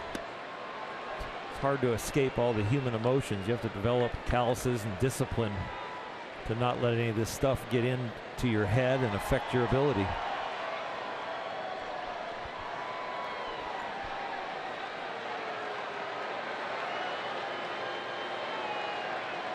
Strom to Taylor with a 1-2, and he gets him swinging. Back-to-back Ks to open his night. Start your Labor Day weekend early on Thursday, August 30th, when the Dodgers open a 4-game series with the Diamondbacks. The first 40,000 fans in attendance will receive a Dodger Stadium Sand Globe presented by Nitto Tire. Visit Dodgers.com/promotions. 2 gone in the 6th inning. Here's Puig. Dodgers in front 3-1. The Manny Machado home run in the 1st inning.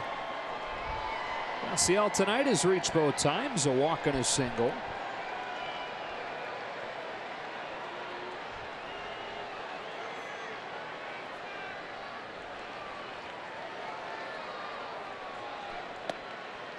Strike 1.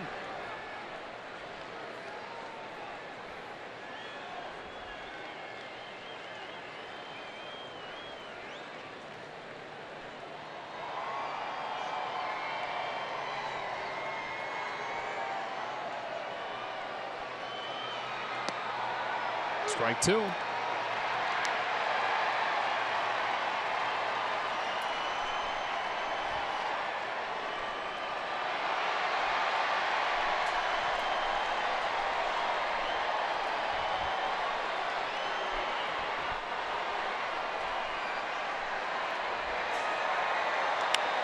Hustles one and play to short. There's Galvis, and Strom has a 1-2-3-6. On 10 pitches to the late innings we go. Dodgers 3, Padres 1.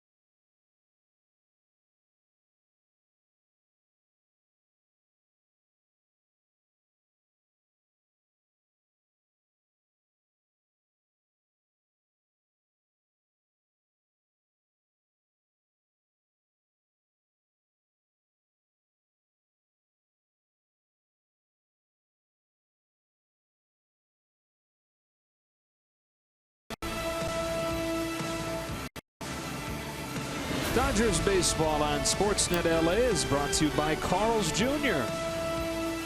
and by Nissan. Choose Nissan today for great offers on our most exciting lineup ever. Shop ChooseNissan.com. Clayton Kershaw back out there for the 7th inning, pitching with a 3-1 lead. He's retired 11 straight. Back to the 3rd inning when the Padres got their only run on a base hit from Freddie Galvis. Fernando Reyes to lead off this 7th.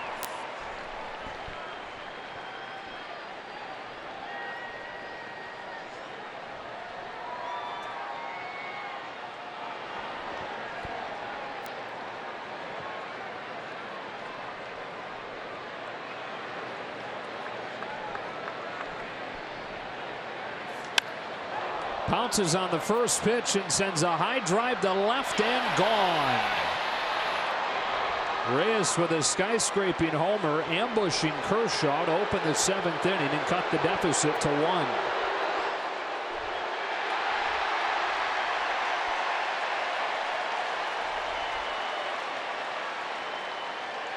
We'll take a look at this home run on Carl's cam. Clayton wanting to get inside so he can't extend his arms, but you can see it's up and over the middle. Yes, it's only about 6 to 8 inches that he missed his location by, but think about the width of a bat and where you are as the barrel or the label where you break the bat. So he was able to get it on the sweet spot. Hedges now. Strike 1.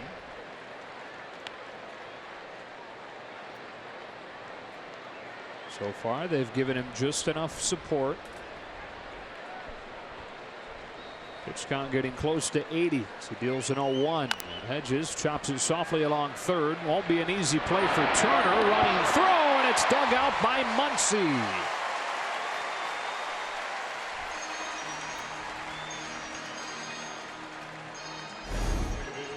Justin Turner had one like this last night with a bare hand, wasn't able to do it, but this one takes his time, goes to the glove side, changing the angle, giving himself a little bit of momentum towards first. Max Muncie with the save. Kershaw says, "Oh my gosh." Like in both ends of that 5-3 put out. One away, 7th inning. Jose Perella in a 1-run game. Looks at ball 1.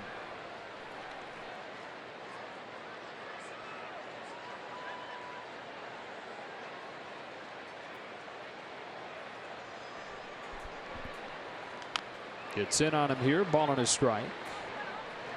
One of Perella's best series of the season came in this ballpark in May. Had 8 hits in 3 games. Other than that, it's been a big step back for him after he had a breakout season last year. 28 years old in his 5th major league season now. On a 1-1 pitch, fouls it 1-2. Came to the Padres 2 years ago and then was quickly shut down and had to have Achilles surgery. Padres decided not to renew his major league contract. They offered him a minor league deal. He started last year in AAA and then came up because of injuries midway through and was in a lot of ways their best hitter.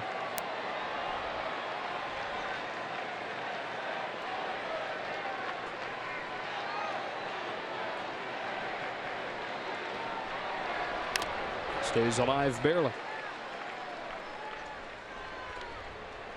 Grew up in a baseball-loving family in Venezuela. His dad, his older cousins, they all played semi-pro ball. He was the first that signed with a major league team. And still every offseason, Jose goes home, plays winter ball in Venezuela. Another 1-2. And another foul ball. Jose says baseball is life. You can't imagine not playing it. He says not playing baseball would be like being dead. That's why every day of the year you can find this guy playing somewhere.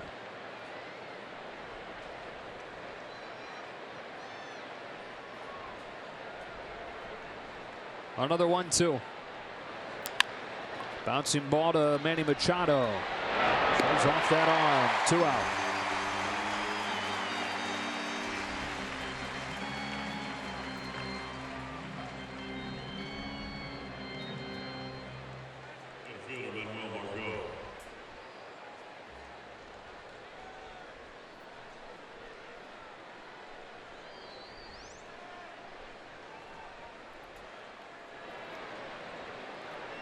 Three-2 in the 7th. Here's the 8-hitter Margot.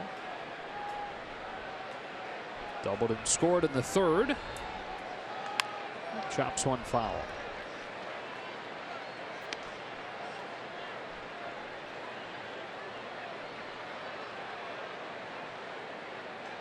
A little uncomfortable after that home run with Reyes. Game you're supposed to win. Clayton on the mound. The odds completely against the Padres. Beating the Dodgers here in Dodger Stadium with him out there. Getting 3 runs early, but all of a sudden the offense hasn't done anything after their first out. A little bit of added pressure comes from checking that scoreboard and seeing the Rockies and the D-backs both in front. You don't want to give back everything you gained last night. 1-2. Maintaining pace, like you said, is the goal now tonight. The way the scoreboard looks with the 3-1 lead from Arizona there in the 8th and the 9-1 Colorado lead. Well, the way those teams have played lately, a lot of nights that's been the best the Dodgers could hope for. Rockies have won 10 of 13. Arizona's won 6 of 8. It's about to be 11 of 14 for Colorado.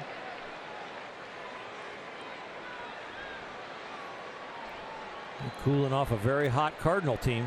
Yeah, 18-4 this month. Ridiculous how good they're playing. Kershaw's 2-2 gets him swinging with a curveball that he buries. The backswing gets Grandal, but he'll take it knowing that he's out of the inning. Padres get 1, cut it to 1 as we stretch.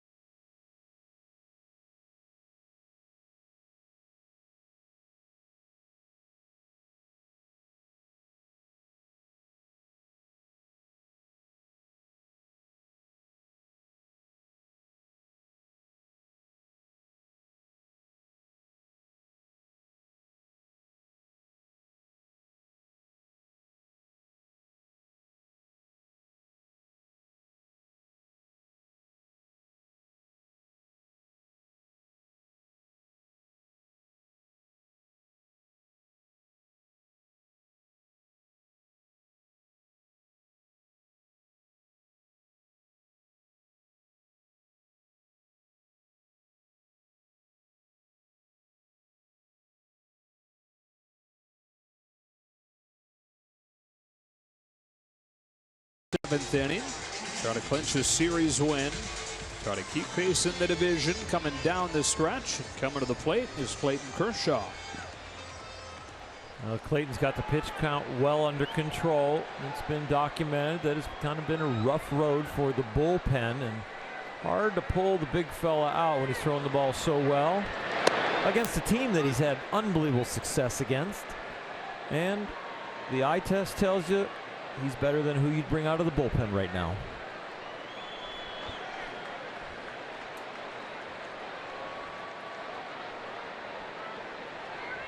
Matt Strom brings him in 0-1. Kershaw smacks a bouncing ball inside the bag, and he catches a break. with that ball catching the bag. On his way to second, he's out. Franmil Reyes, who homered against him in the top of the inning, gets an outfield assist against him here in the 7th. But the crowd loves the effort and the hustle from 22.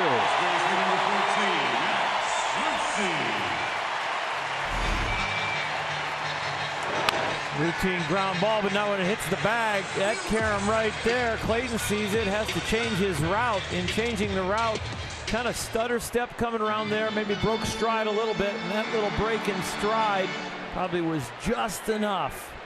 Watch that pitching hand, big fella. Yeah. I know how bad you want it. Not that bad, please.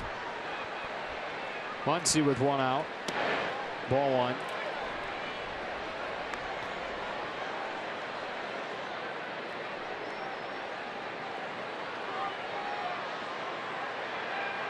Max a hit and a walk here on his 28th birthday. High fly ball, right center field. Max Muncie again. Happy birthday, Max. You've got a 30 home run season in the major leagues.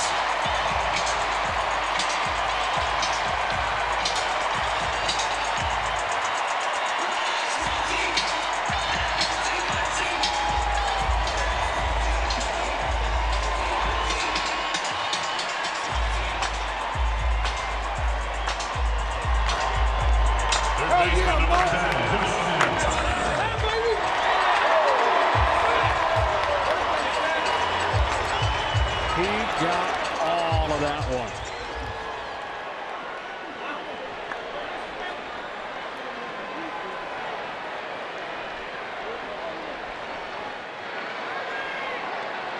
Here's Turner. Strike 1. The Arco top-tier play of the game right here. Put the Dodgers up 4-2. The jet stream on this one would blow out his birthday candles on the cake. Boy, did he get all of it. 444 feet.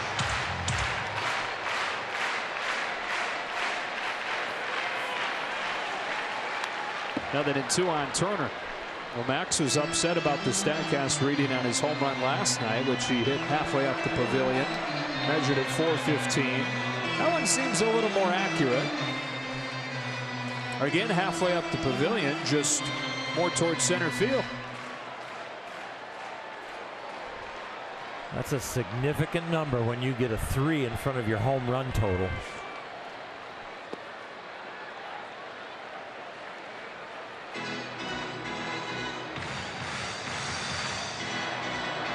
That was his longest home run, according to StatCast, as a major leaguer.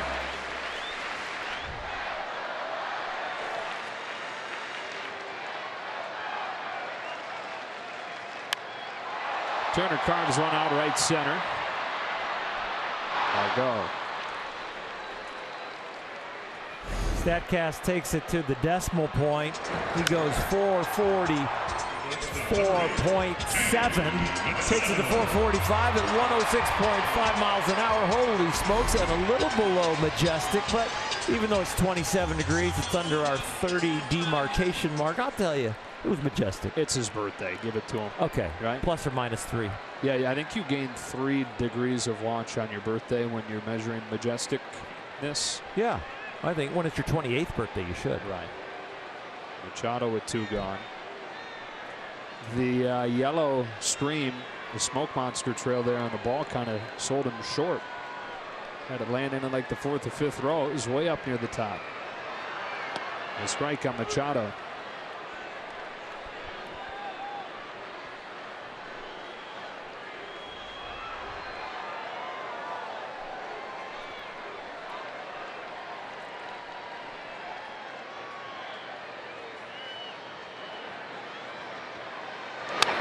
Climbed the ladder after that one, dumped it back, 0-2.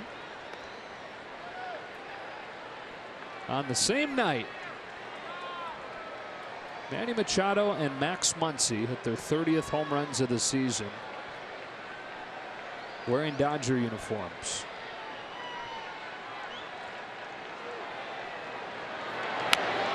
dribbler left side. Machado busting out of the box. He beats it out. Infield single for Manny. Inning kept alive.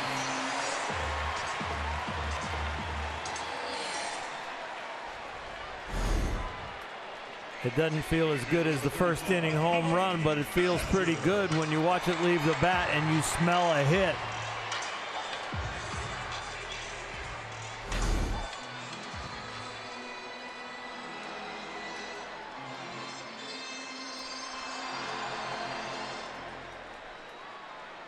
Give Kershaw a little bit of a cushion here with a home run from Muncie. 4-2 the score in the 7th as Bellinger comes up with 2 gone and takes a strike. Cody's done a better job lately eliminating the strikeouts. That's why tonight is a little bit jarring. He struck out all 3 times up there.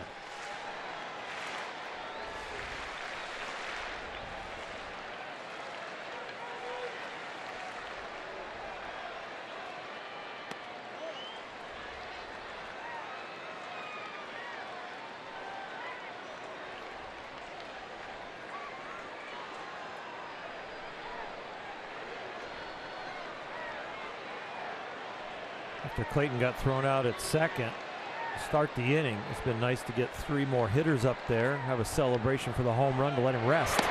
Runner goes, throw down. Machado's in there safely. Thought about third for a moment with nobody home. These dashing Dodgers at it again. 28 steals this month after 2 in July. And a nice read. Might take a look at that one. I don't know if the tag got on him. Close. Might have touched his calf. Looked like the glove kind of bent a little bit when it was down around Manny's left leg.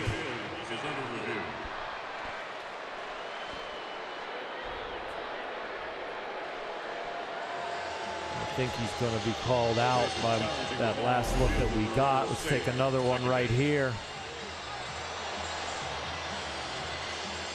Yeah, he's out by about a foot.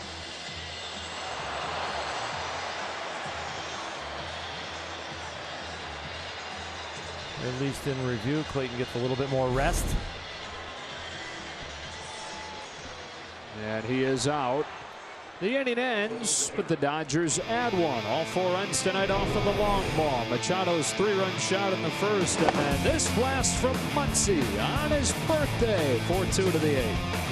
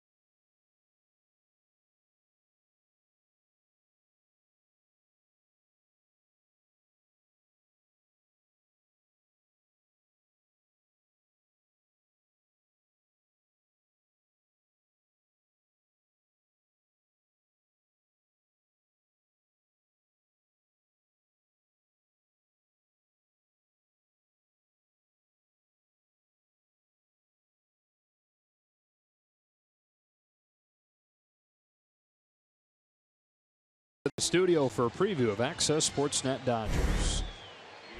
All right. right, thanks, Joe. Clayton Kershaw trying to improve to 11-0 in his last 14 starts against the San Diego Padres, getting help from a birthday bomb by Mad Max. Yeah, 30 home runs for Mad Max, and Kershaw running like the wild horse. Special. We'll see you guys right after the game. All right, guys. Kike Hernandez into the game in center. Bellinger moves from center to first, and Muncie comes out. And Kershaw pitching into the 8th is going to have to do something he had hoped that he wouldn't have to do again, and that is face his good buddy A.J. Ellis. It was really weird for them going head-to-head in San Diego earlier this year.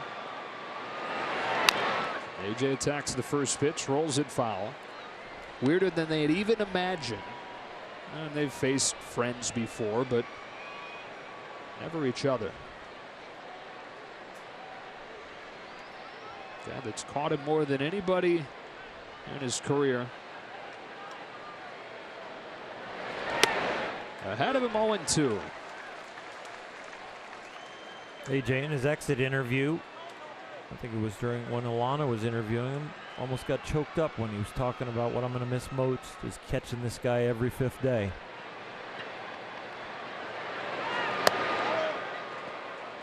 So there's another guy in baseball that's a crier. Yeah. There's no crying in baseball except for Oral and AJ.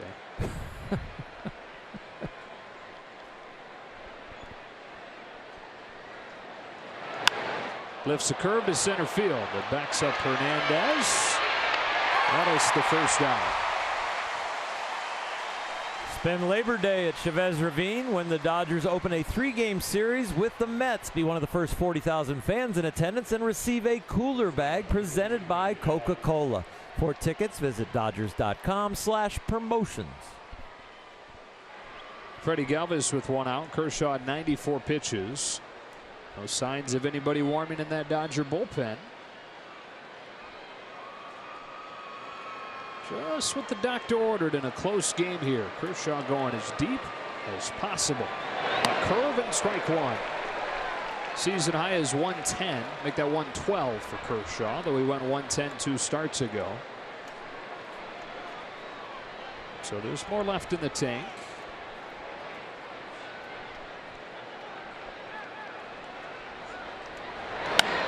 To right, Puig charges on and watches it drop in front of him. Galvis with his second hit of the night. Oh, Freddie Galvis now 8 for 16 against Clayton Kershaw.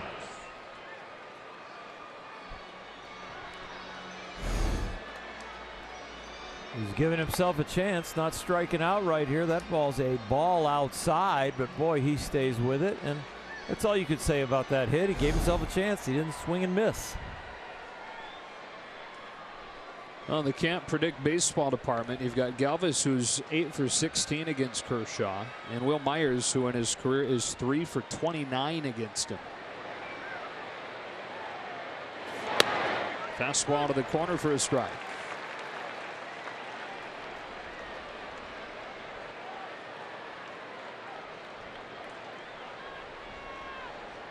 Even with those numbers, you hold your breath a little bit with this guy representing the tying run. Injury-riddled season, but when he's been healthy, he's been productive.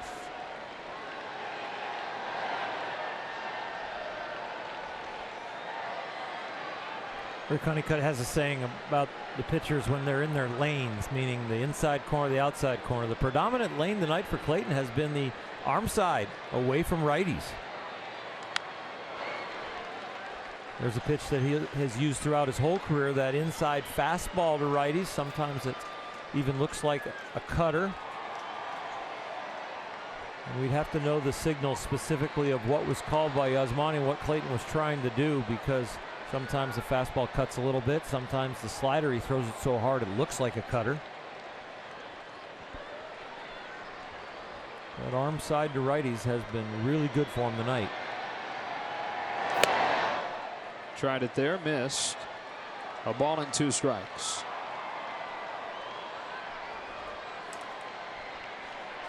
Well, Kershaw ready to deal his 100th pitch of the night. Kenta Maeda has begun to warm.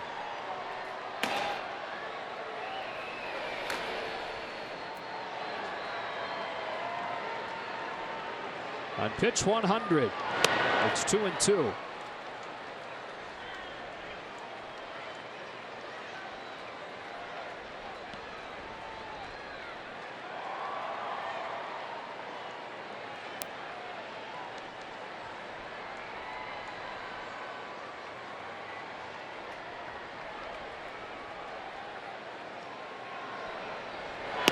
Full count. Lost a little rhythm here from the stretch. The end of the game, when you're starting to fatigue a little bit, you need a different rhythm because there's a combination of what the lower body's doing and the upper body. So you got to get your hands breaking a little sooner so that your arm can catch up. Trying to be quick with a runner on first. Bouncing ball to short. Machado across his body, throws it into right field. Galvis headed for third. Puig's throw is wide. Kershaw with a backup at the corners with one out.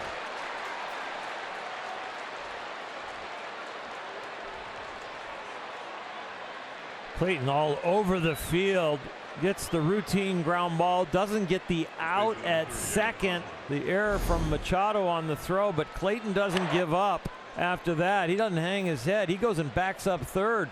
This could have been a lot worse if he doesn't stay engaged.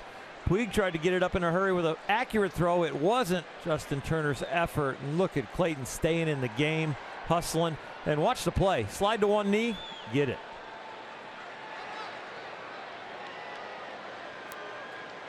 Looks like everything was fine with Manny on the timing and the exchange from the glove to the bare hand, but just not an accurate throw.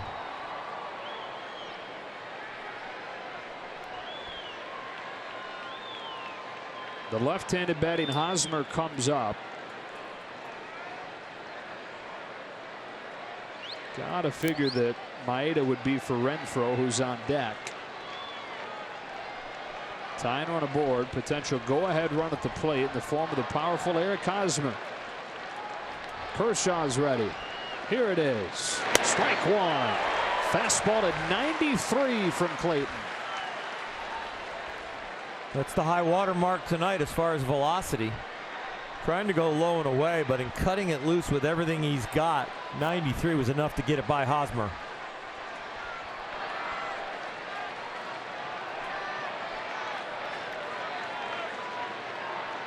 The 0-1. Ground ball right side. Dozier knocks it down. He'll go to first to get Hosmer. Galvis in to score. The Padres within one. And the tying run into scoring position.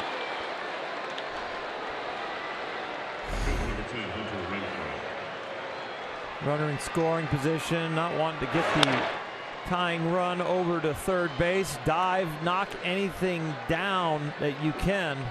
It's a nice play by Dozier. We have seen him glove almost all of these balls that he dives at. This one knocking it down off the thumb.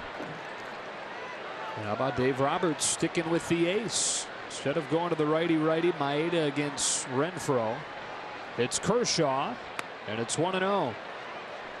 Renfroe's gotten better against right-handed pitching, but that's been his primary flaw as a major league hitter. Dave Roberts throwing the book out in this case, trusting his ace.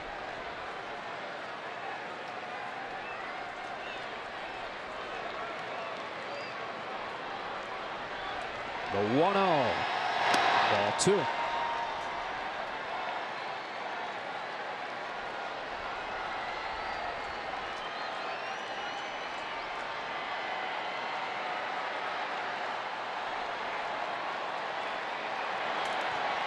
Dodgers 4, Padres 3, 2 gone in the 8th inning, and a 2-0 pitch. That hits the runner, and the inning is over. You need some stuff like that to happen when you're in the middle of a heated division race. Clayton Kershaw's through 8 innings with a 4-3 lead and a little bit of help.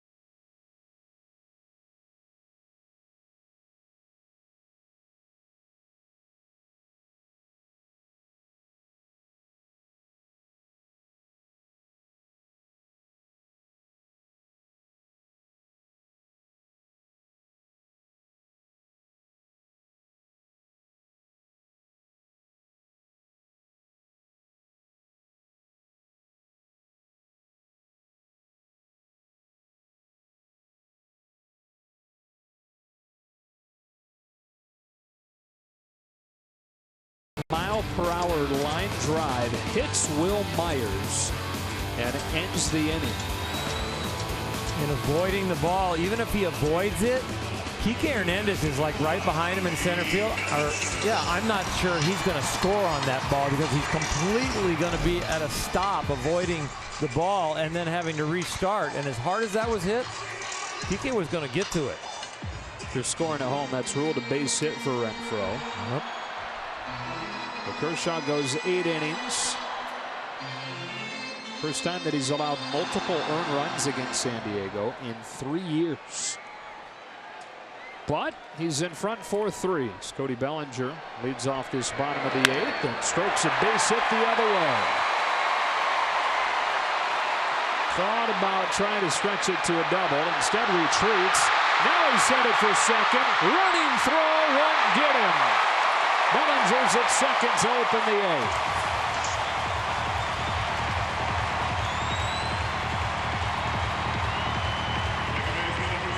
This is some exciting baseball. Clayton Kershaw all over the place, backing up third. Get thrown out at second after his base hit hits the bag. Bellinger made a huge wide turn, shut it down, saw the throw get away. He scampers to second. Single with an E7. Trey Wingentur, by the way, is in the game for his 8th Major League appearance. Boy, I know it's stressful, but we're having any fun yet. This is awesome.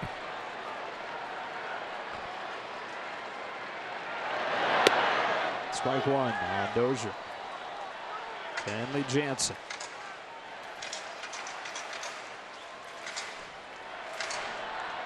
Tie drawn up in a perfect world. 8 innings from Kershaw with Jansen rested and ready to go for the 9th.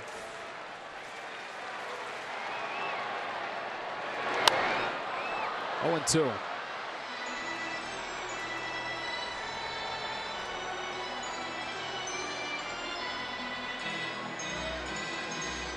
Yeah, how about Will Myers' week? Takes a ground ball off of the face in batting practice. Goes to the hospital, gets stitches, and then gets hit by a line drive that kills a potential game-tying rally. Dozier gets it by a lunging Galvis. Bellinger had to make sure that got through. Dozier's headed for second, reading the throw-in from left. And the Dodgers running the bases aggressively again.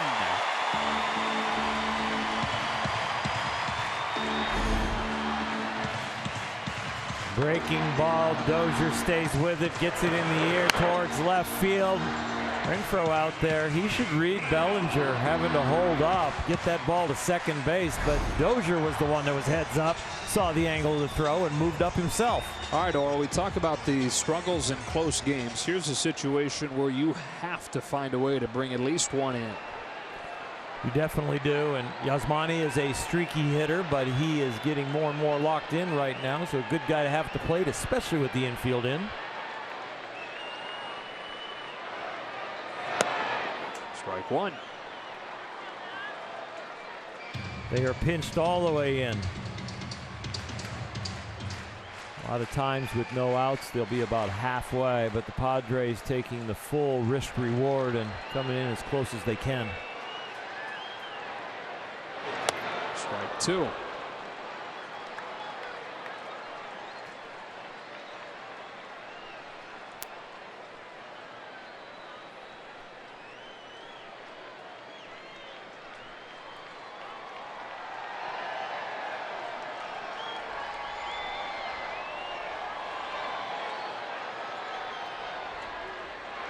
Got it. On 3 pitches, 1 away in the 8th. Before Chris Taylor comes up, take a peek at our Dodger calendar brought to you by Nissan. Finale of this series is tomorrow. Off day on Monday. Team goes to Texas for 2 of the Rangers. It'll be Hyun-Jin Ryu moved up in the rotation to start tomorrow against Robbie Erlin. So Grandal strikes out, and now Taylor, who leads baseball in strikeouts this year.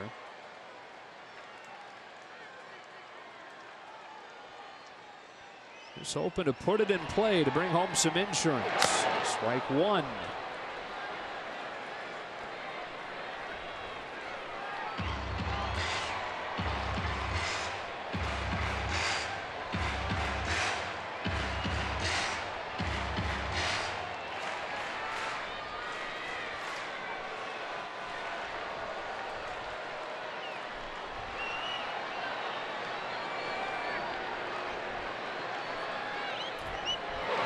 Strike two. Trey Wingenter has come out and fired 5 consecutive strikes after the Dodgers put him at second and third.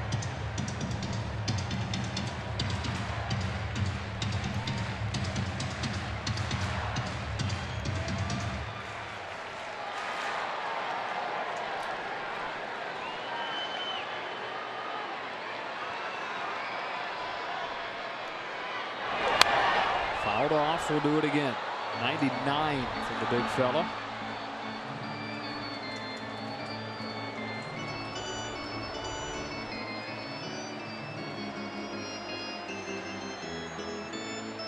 Justin Turner admitting in his post-game sound, it's nice to get the offense opened up, and especially early. The Dodgers return that and do it, but all of a sudden the focus is back on the offense when you get in a situation like this and only a 1-run lead.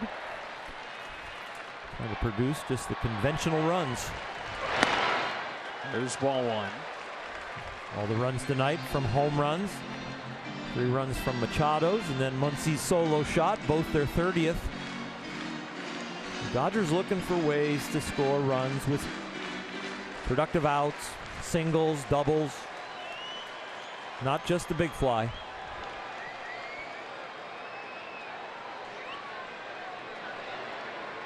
A 1-2. He chases strike 3.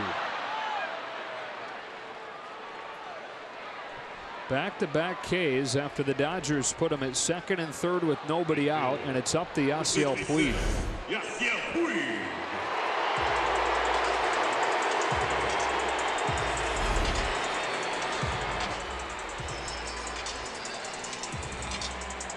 Now the numbers tell you that you can expect to score at least 1 run about 85% of the time when you have a man at third with nobody out. It's going to be up to Puig to come through for the Dodgers after they had that situation. Still nothing to show for it. Bellinger's at third and Dozier's at second.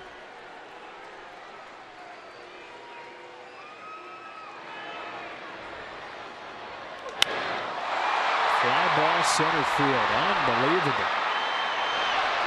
And so it'll fall on Kenley Jansen's shoulders with the slimmest of margins as the Dodgers fail to gather insurance.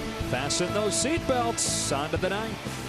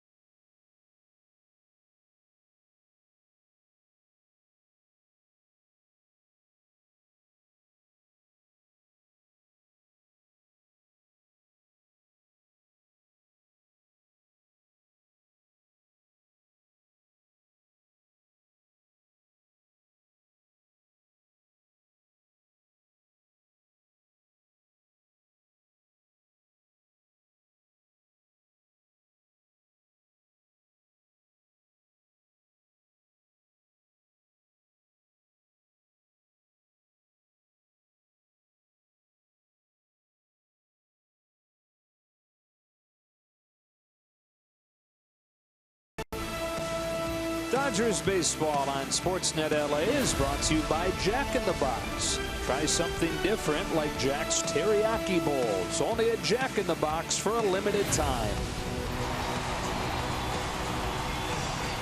Kenley Jansen trying to find himself. His third outing since the disabled list, and in his first two he's been tagged with the loss, with the home runs being the biggest issue, having allowed 3 of them in those 2 games.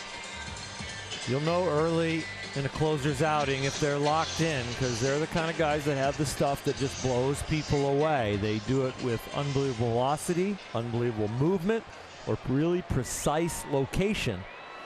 Looking to see which one Kenley brings tonight. And it's Franmil Reyes who jumped on the first pitch against Clayton Kershaw in the 7th inning to hit his 10th home run of the season to lead things off. Here we go. Jansen comes home and Reyes takes high, ball 1. This is that home run. Very first pitch of that inning. There's 10 home runs coming at limited time in the majors. Time power like his frame would suggest.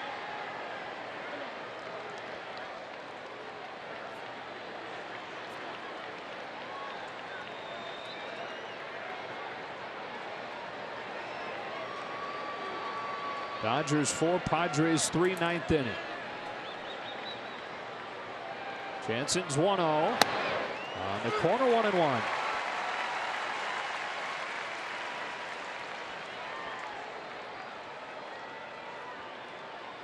Good news out of Arizona. Seattle has tied the game with the Diamondbacks on a 2-run double from Kyle Seager.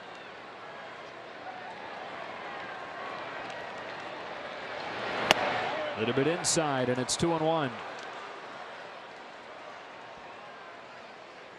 After Reyes, it'll be Hedges and Pereira.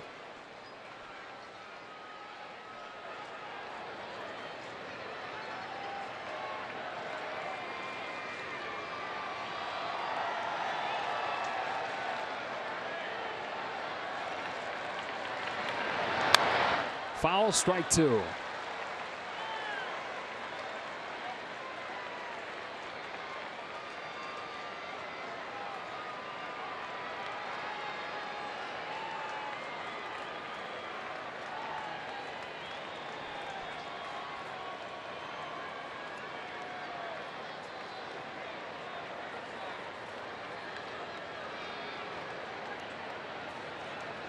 A 2-2 pitch.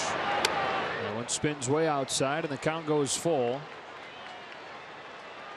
First batter that Jansen faces in this 9th inning on Players Weekend wears La Mole on his back, the Beast. Of course, it's not going to be easy for these Dodgers.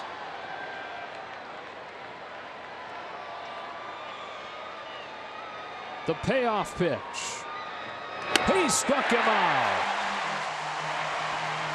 One gone in the 9th.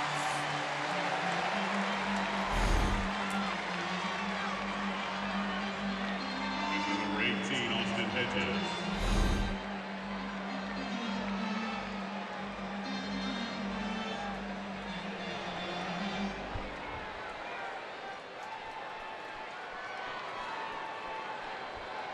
And now Hedges.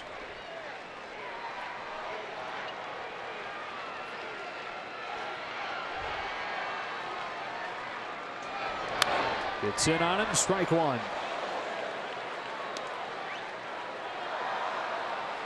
Kenley's got the good cutting action. If he's got his location, it hasn't always mattered what the velocity is. The 94 right there in on the hands, looking good.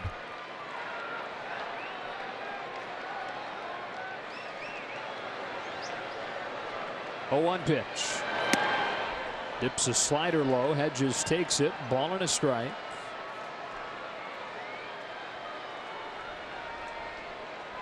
And Kenley's right. It's automatic. And you know the feeling that comes with that. Nothing these days is felt automatic.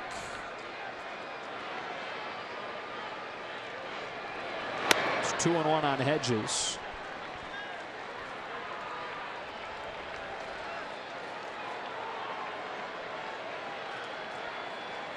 When the slider's right, it's something he usually goes to put people away. Finding a way to mix it in now here early in the count. Hedges hits a high drive to left field. It's happened again.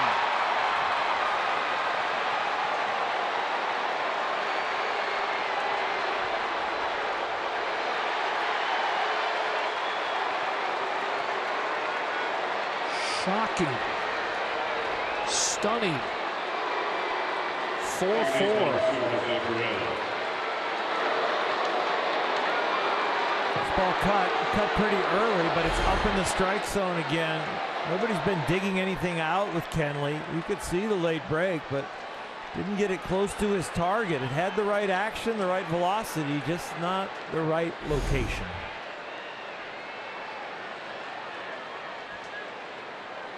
So back at square one here in the 9th inning. Jansen throws it by Perella, strike one. You can't look past that home run that ties the game, but you also can look back at not pushing across any runs in the last inning.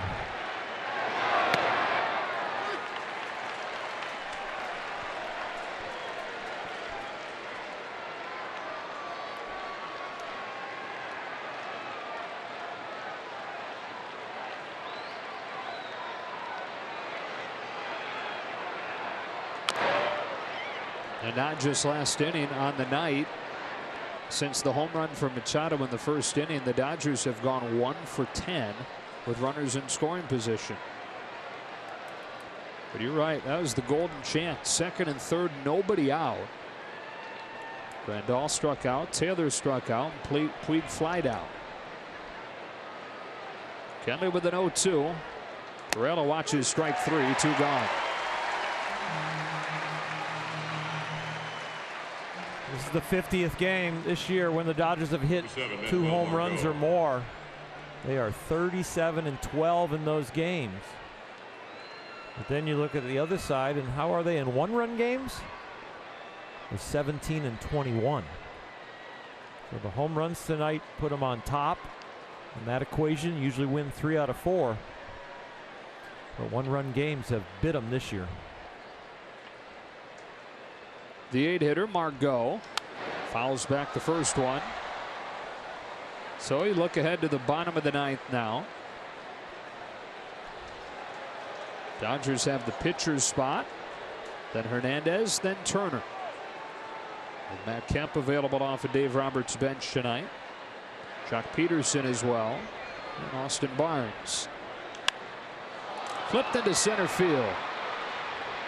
Hernandez settles under it, and we go to the bottom of the 9th inning. Third time in as many outings off of the DL that Jansen allows a home run, and now the offense tries to make up for it, tied at 4.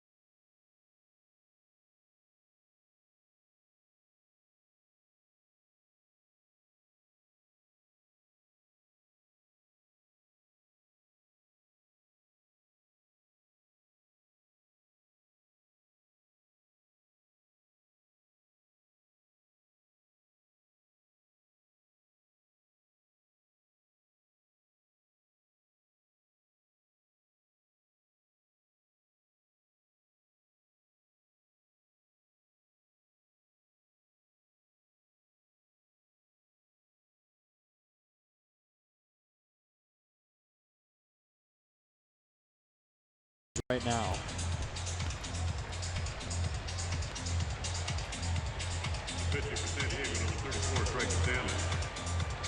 It is no fun.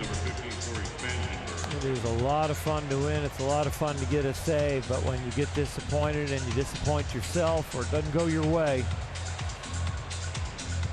it's hard to figure out what to do with that emotion.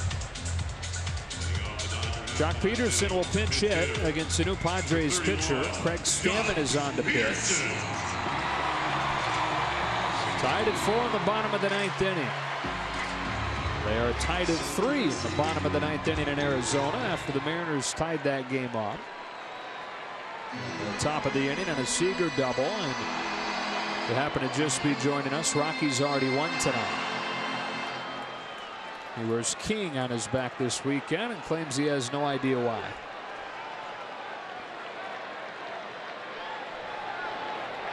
Stammen comes home. Peterson hits one down the line, but foul. Beautiful play by the ball girl down there. Amy played college softball at Pacific. It was outstanding. She's making a habit of that. Yeah. Getting her own highlight reel.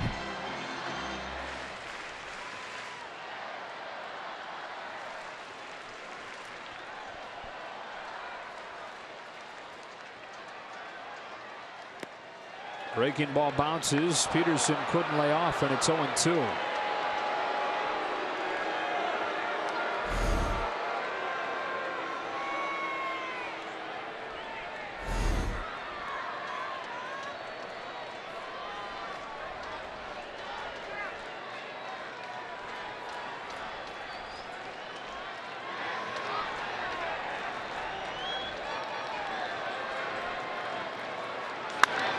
Down the line, knocked down by Hosmer. He'll take it to the bag, and Peterson the first out of the 9th.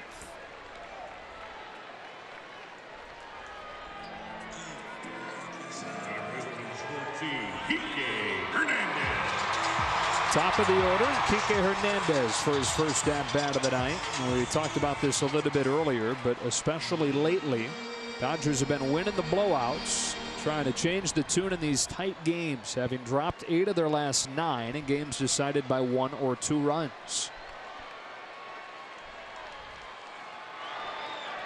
TK has the ability to end it with one swing. Stammen deals. Hernandez takes a strike. On winning that stretch, the extra innings win against San Francisco last week.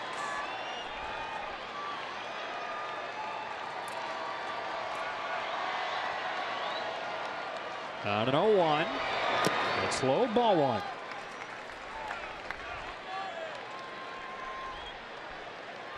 One of the issues with the offense in the tight games is the strikeouts. They've really gone up. They don't have double digits tonight, but they've got 9 right now, and they've been in double digits 4 games in a row. Caught at third by Myers, 2 out. You get in the tight games and you get in the situations where you can score some runs, but you don't put the ball in play. That's an area where the Dodgers can improve, at least just making contact. Turner's looked good tonight. He's got a single, but he's also hit it hard a couple of other times where he didn't see it fall in.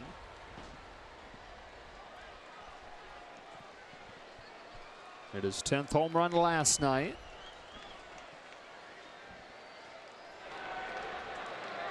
And here in a tie game in the 9th, takes strike 1, perfectly placed by Stammen.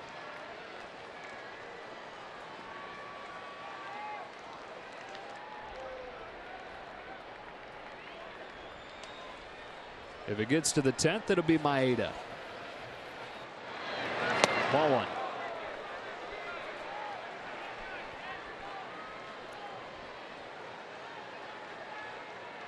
Three walk-off wins for the Dodgers this year. 1 walk-off homer. It was Yasmani Grandal.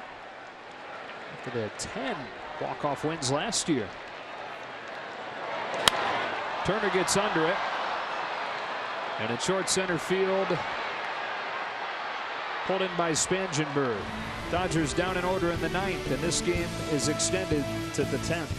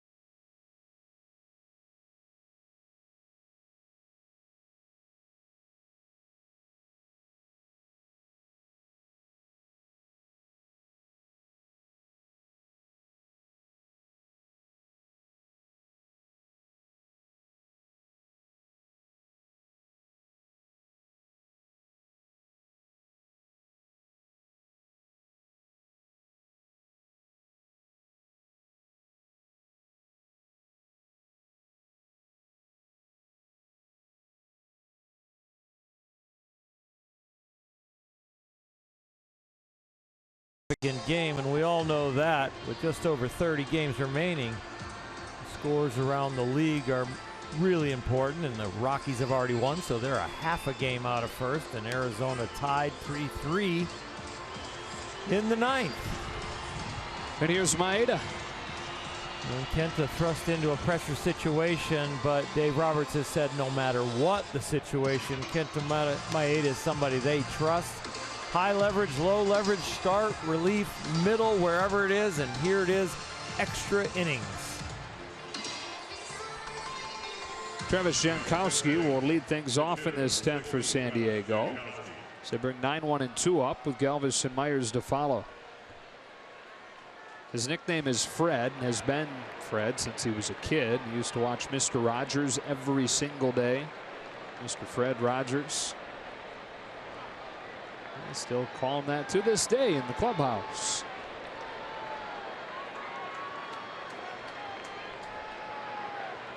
Maeda's first pitch of the night is in the dirt, 1-0.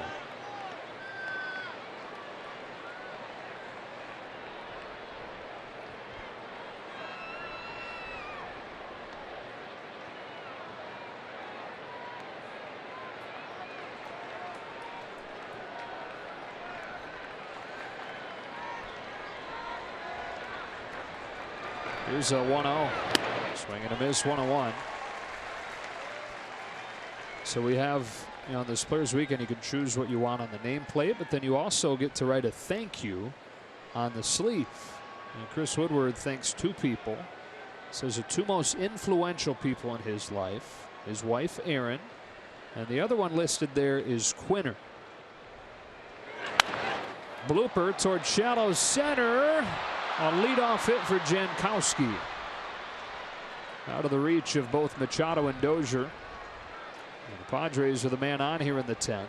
Quinner is Tom Quinley, who just passed away this morning after a battle with cancer. He was Chris's high school coach at Northview High School in San Gabriel Valley.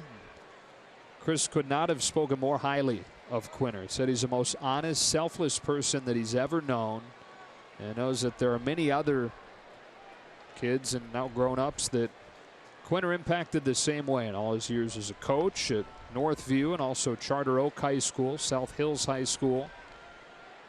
So this weekend and moving forward, Chris and many others remembering Tom Quinley. Freddie Galvis, ball one. Tom Quinley was such a great mentor to Chris when Chris was coming up. And Tom didn't have the most money in the world, but he would use his money a lot of times to help his kids out. He took Chris Woodward on a trip to Baltimore. He was an Orioles fan. Wanted Chris to be able to go watch Cal Ripken Jr. play. Took him to Arizona to visit Arizona State. Always so selfless.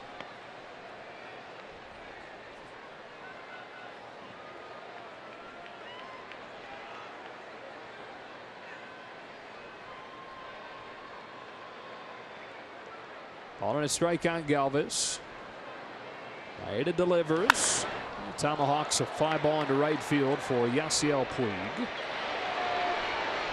1 out.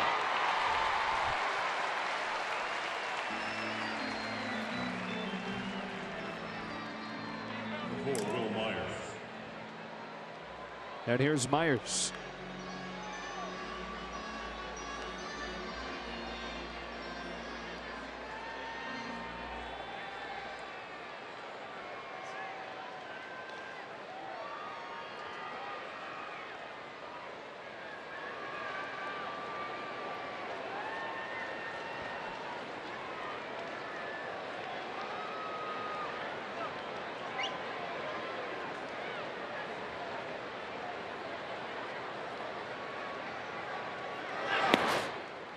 One and 0.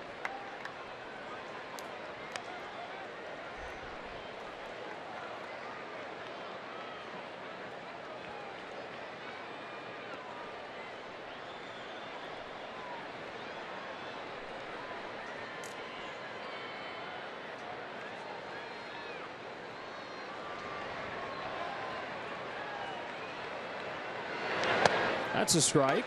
You mentioned this Padres bullpen has been good, even having dealt Brad Hand and Adam Simber. And with Hand with the Cleveland Indians, this is the guy that the Padres have used as the closer, Kirby Yates.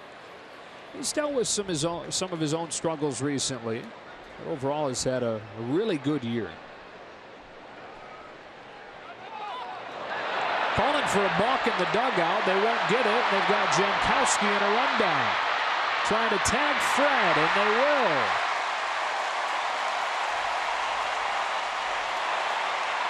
Great awareness by Kenta Maeda. Cody Bellinger probably yelled at him. Kenta didn't balk or flinch. Rocks into it. Timing play. Kenta saw him, or Belly yelled at him.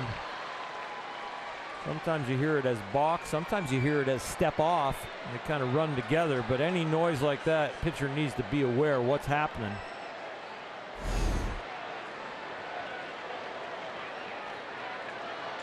So 2 gone in this 10th inning, and a 1-1 pitch misses down and away. Maeda trying to tee things up for the teeth of the Dodger lineup with Machado, Bellinger, and Dozier due up in the bottom of the 10th. Trying to set him up with minimal pressure in a tie game. That's foul, and it's 2-2.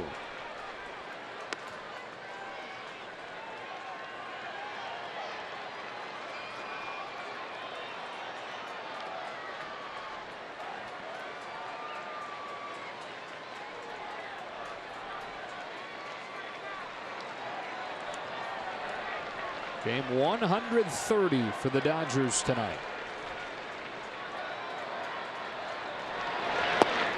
Myers laid off, full count.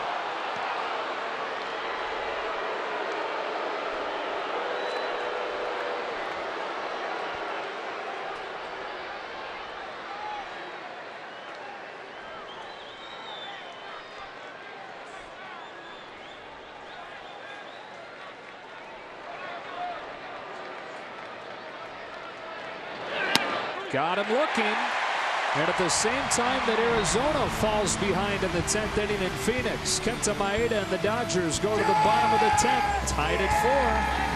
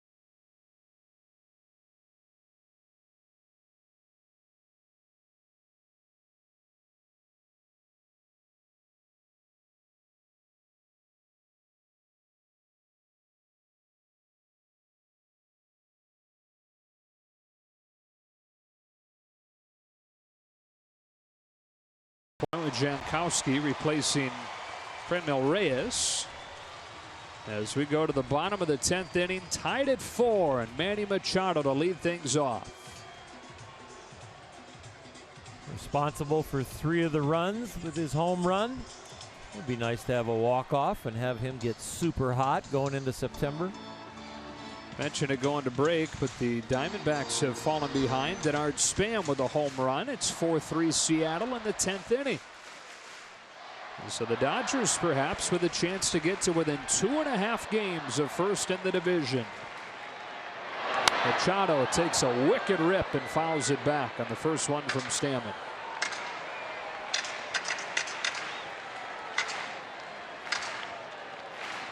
Many without really that signature moment in a Dodger jerseys thus far. Plenty of those in Baltimore. Falls behind here 0-2, leading the American League with 3 walk-off home runs a year ago.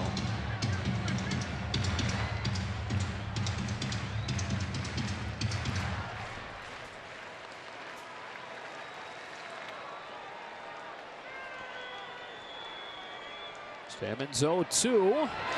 Machado hits one down the line towards the foul pole, and it's just foul. That close.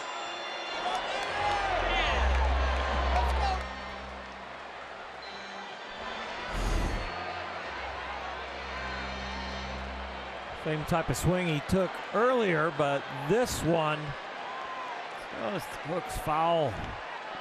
Oh.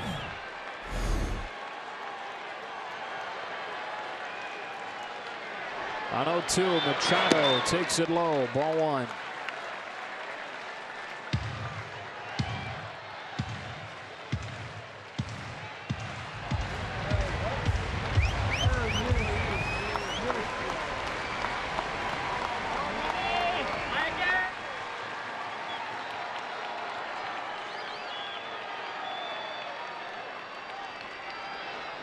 Here comes the 1-2. No swing. 2-2.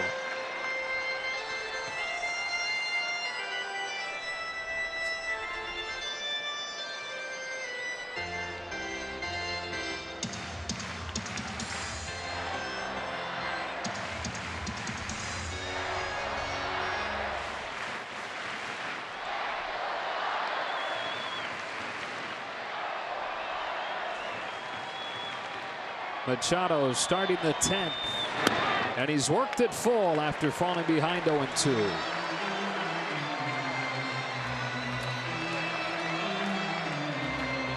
Few feet from being a hero, but has shown really good discipline on the next 3 pitches of building this count to 3-2.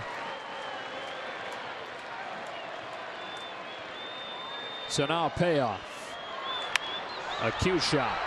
Spangenberg cuts it off. 1 gone.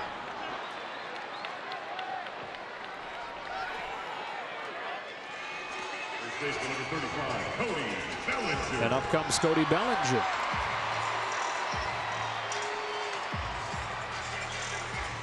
Struck out his first 3 times tonight, then singled the other way.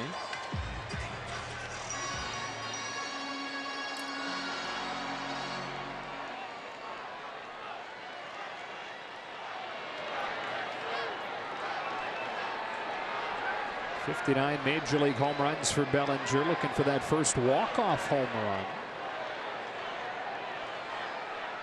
The first one from Stammen, he checks his swing on ball 1.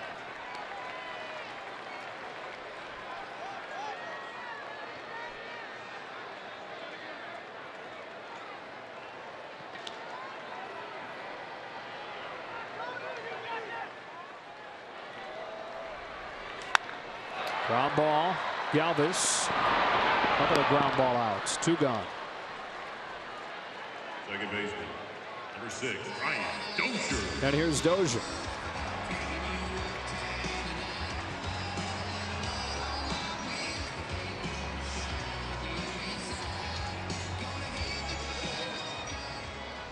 The Dodgers tonight getting 3 in the first inning on the Machado home run. That was before there was even an out recorded. Went the next 5 innings with nothing before Muncie's homer in the 7th. The Padres tying it, 1 in the 3rd, and then single runs in the 7th, 8th, and 9th. A strike on Dozier.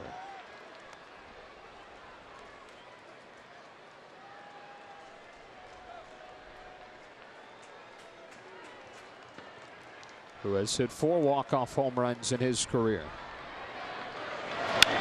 Muscles one into center. Hangs up for Margot. The Dodgers down quietly in the 10th. On to the 11th. Still 4-4.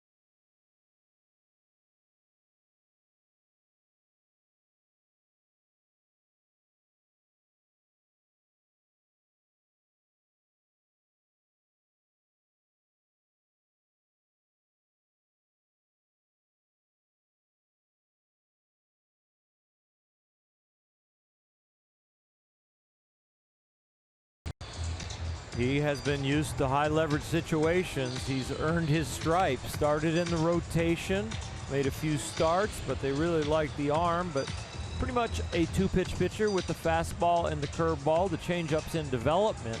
But with those two pitches out of the bullpen, he has been very good.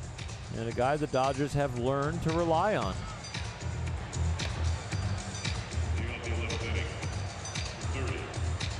Last outing for Caleb, struck out the side against St. Louis on Tuesday night.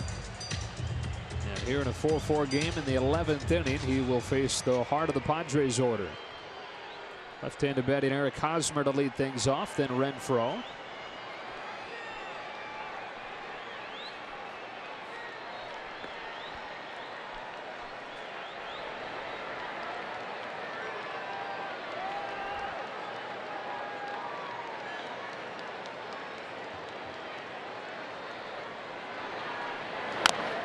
Baltimore chop on the first pitch. Ferguson waits for it to come down, delivers a fastball to get Hosmer, who is now 0 for his last 18. And 1 pitch, 1 out here in the 11th.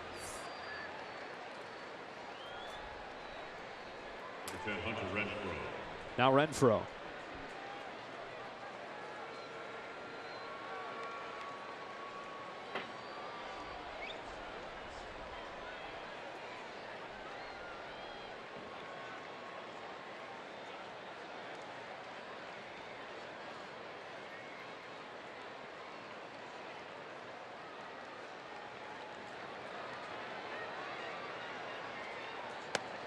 Backed over with a breaking pitch for a strike.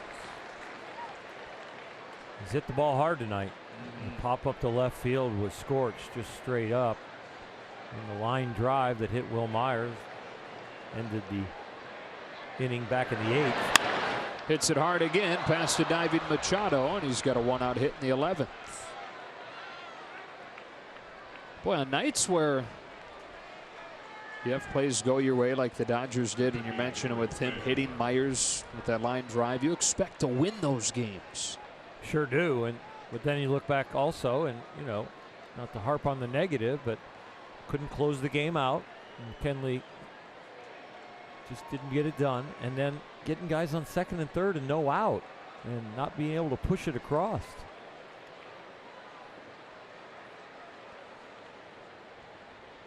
Corey Spangenberg takes a ball. And it's frustrating. It's frustrating for the team. They address these subjects. Turner Ward addresses it. Dave Roberts addresses it. The guys talk about it all the time. Like, this is the attitude. This is the approach we got to have when we get into those moments. We just haven't figured it out how to execute it when it happens. 2-0.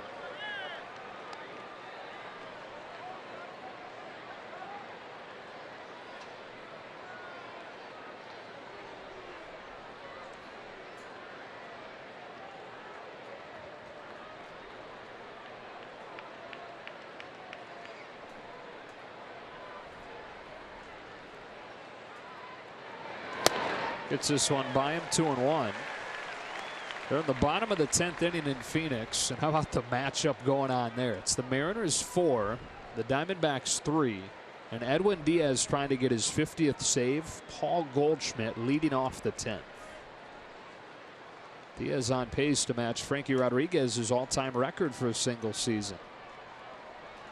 On the corner, 2-2.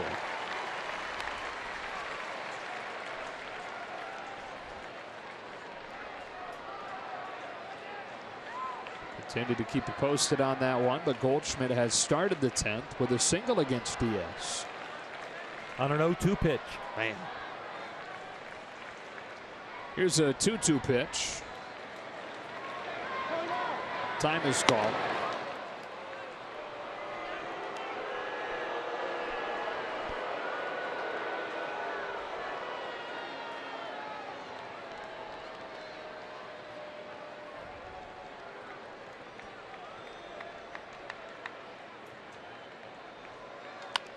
Slap foul.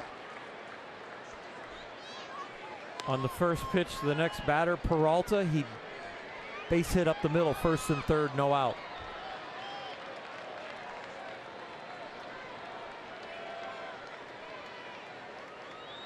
We may or may not have the game on in the booth.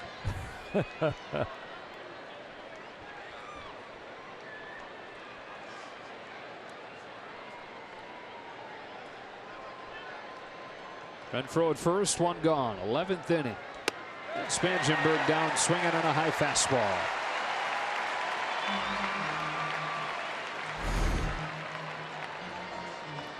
This goes up the ladder with him.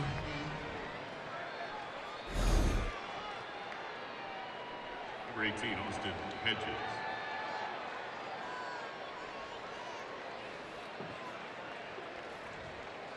Here's Hedges, whose home run against Kenley Jansen sent this game into extras.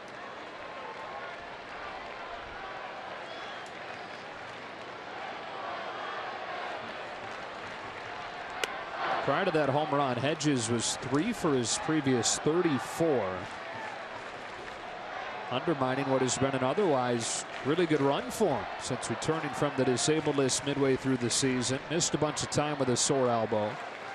Has finally started to blossom into the hitter that they had hoped. On this 1-0, Hedges swings and misses. Strike one. The home run in the 9th was a shocker. It cut, but it cut out over the plate. He crushed it to tie this game.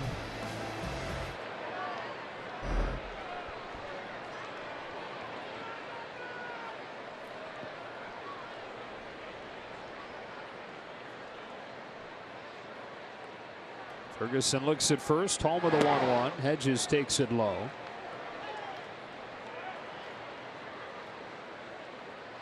Paul Goldschmidt was thrown out at home on a ground ball. So it remains 4-3 Seattle. Now first and second, 1 out at the bottom of the 10th for Arizona.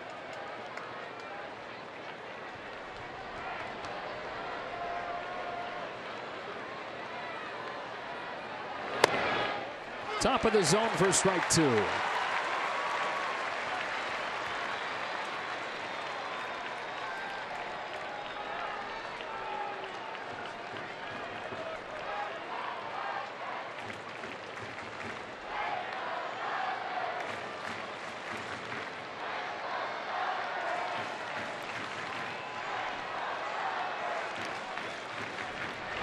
Got him swinging.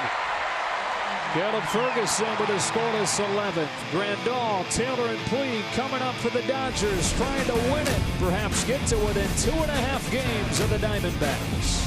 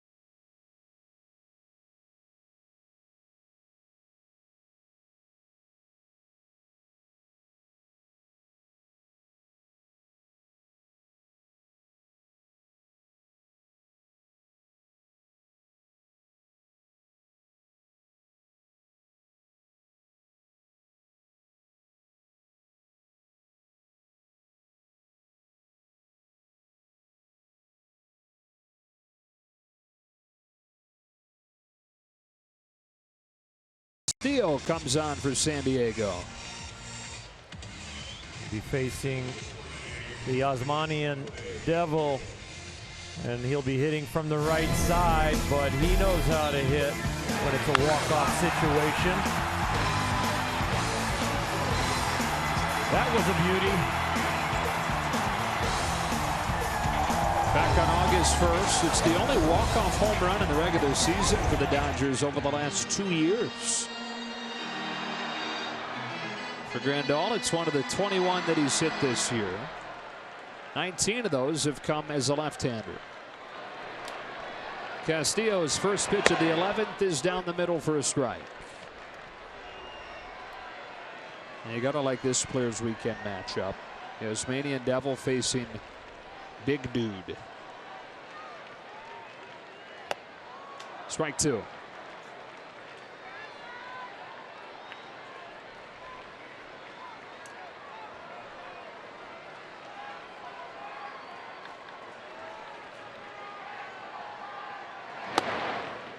A ball and 2 strikes.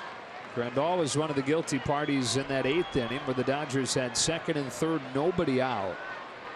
Alexander getting loose.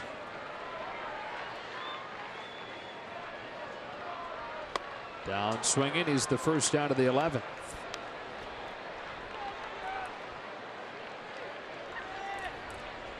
Fielder number 3, Chris Taylor. Taylor struck out in that same situation in the 8th, and on the night he's 1 for 4.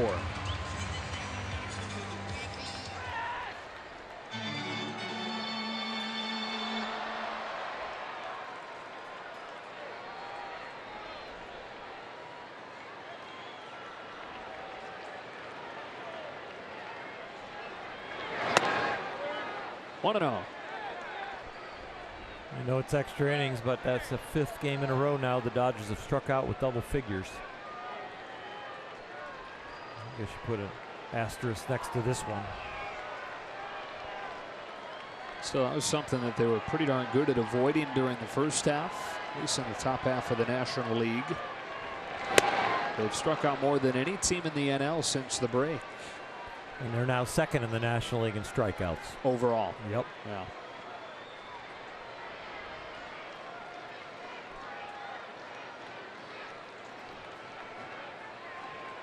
Oh, 0-2 on Taylor.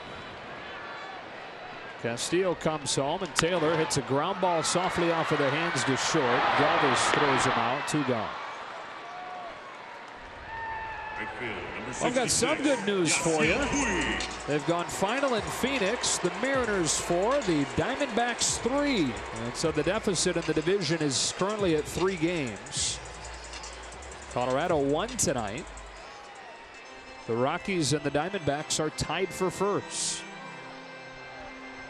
The lead on the Dodgers will either be 3.5 or 2.5. As Puig comes up here with 2 gone. So important to win every game that you can, especially the one that felt like it was within your grasp. The major reason, of course, the deficit. The other major reason, you're chasing 2 teams, not 1. 0-1. Puig hits it foul, and it's 0-2. Yesterday was the first day in almost 3 weeks where the Dodgers had won and both of those teams lost. And you're dealing with 2 of the hottest teams in the National League, in the Rockies and the Diamondbacks. Thankfully, a bunch of head-to-head opportunities over the final month. Puig down on strikes. The Dodgers 0 for 6 in extra innings to the 12th.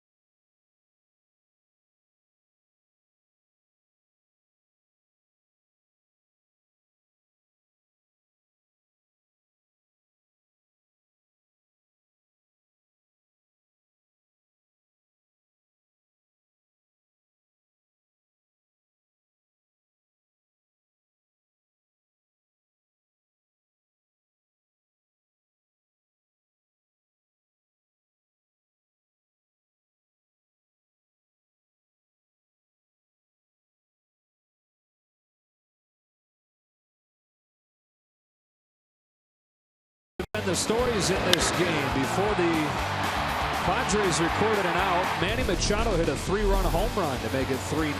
Franmil Reyes took Clayton Kershaw deep to bring the Padres to within 1. That was in the 7th. Muncie gave the Dodgers some insurance. But in the 9th inning, for the 3rd time in as many games off of the DL, Kenley Jansen gives up a home run. This one to Austin Hedges, and here we are in the 12th, tied at 4. Caleb Ferguson to Carlos Asuaje with ball 1.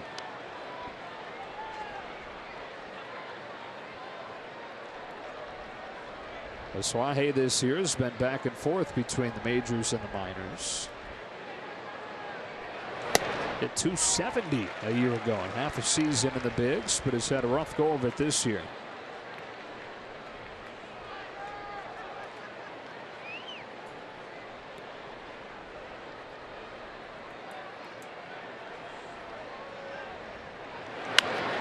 Popped up, 1-2.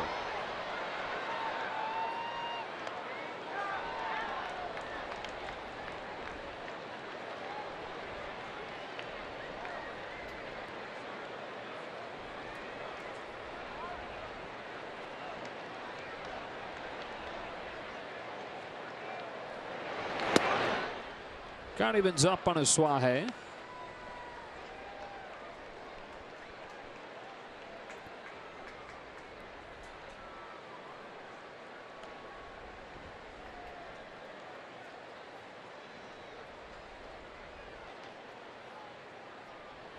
Struck him out. 1 out. And high fastball, 95-96. Caleb Ferguson has a good one. And boy, I love the way he paces around the mound. He has a purpose and a passion the way he goes about it. It's just a controlled rage almost. In a tie game in the 12th inning, here's Manuel Margot. Ferguson comes home. Margot shows bunt, pushes one towards the mound. Ferguson's got it. Not in time as Margot beats it out. One of the fastest runners in the National League has a bunt single. Caleb got a little twisted at the beginning of the bunt, really never regained his rhythm to the run over there. Gets the angle. A little trouble getting it out of the glove, and with that trouble, there's not much velocity on the underhand toss, and boy, can he fly. Travis Jankowski.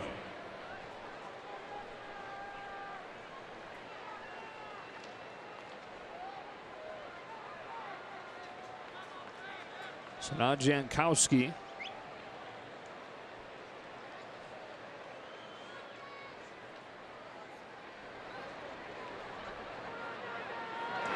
Strike one from Ferguson. Now Margot has 10 steals this year, but he's been caught 9 times, which is the most in the National League. And it's obviously compounded for him here with the left-handed pitcher on the mound.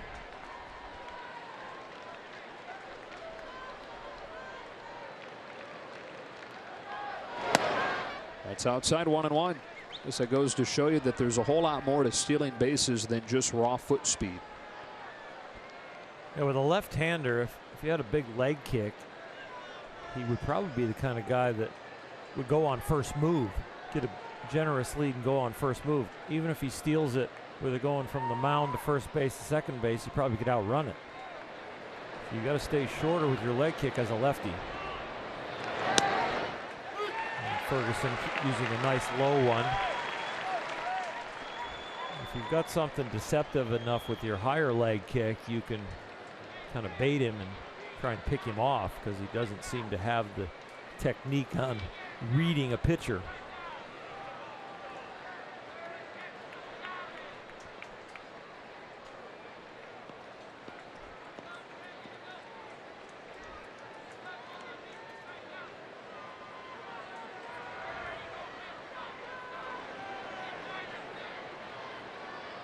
Ferguson home 1-2. Jankowski punches a bouncer left side. Turner's only play is at first.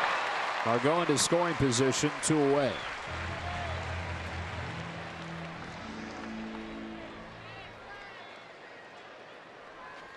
Shortstop, Freddie Galvis. Freddie Galvis for the 6th time tonight comes up. 2 for 5 so far.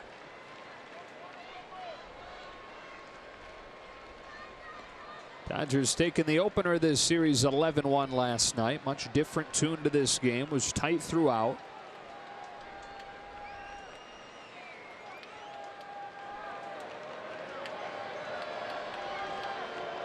Freddie Galvis swings and misses. Strike 1.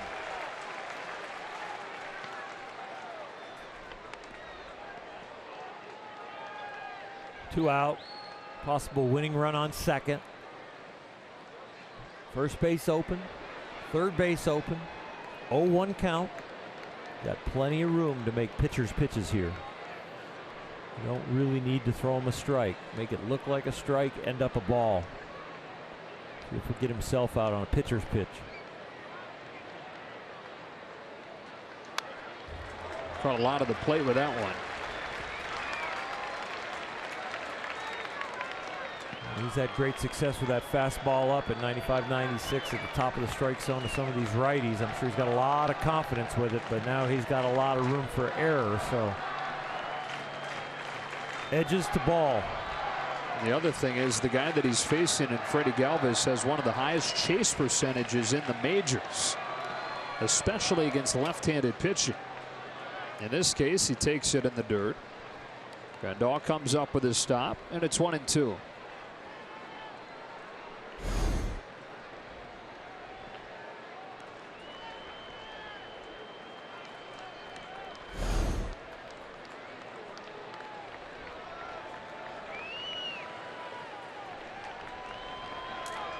First chance for either side in extra innings with a man in scoring position. Ferguson fires. Galvis rips one to third, but caught by a leaping Turner. Couple of scoreless innings and extras for Caleb Ferguson. To the bottom of the 12th. Dodgers looking for a hero, looking to get to within 2.5.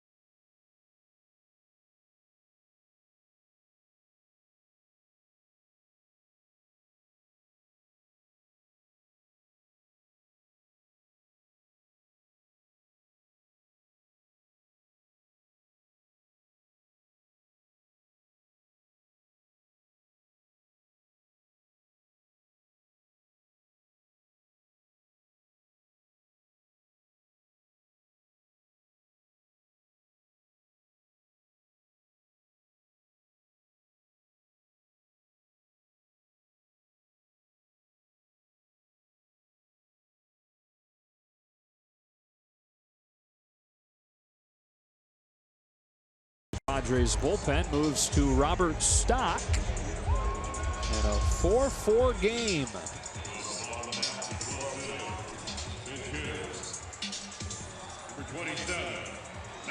Robert Stock trying to keep it right there, give the Padres another chance.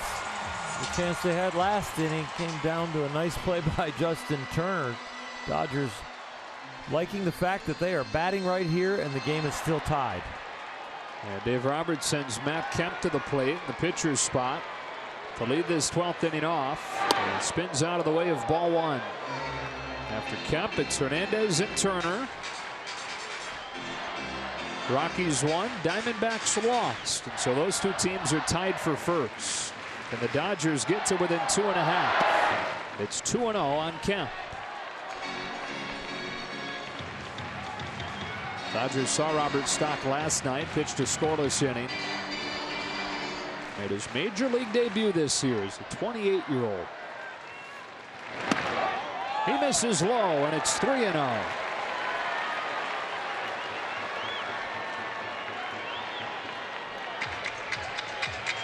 think he comes out of his shoes if he gets a strike. If it's in his keyhole, he's going to be very selective. They walked him on 4 pitches.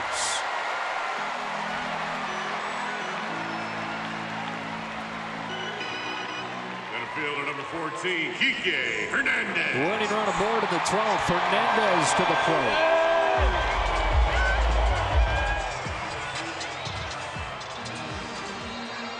That seems to be the rally cap du jour. Player's choice. Everything is this weekend. And the Dodgers representative on this Players Weekend is Kike Hernandez, who shows bunt, pushes one right side, gets the job done. Into scoring position goes Kemp on a successful sacrifice from Hernandez. Baseman number 10, Justin Turner. DK did a good job getting the barrel above that ball. Could have easily pulled the bat back and taken it for a ball, but hung in there with the bunt and got it done.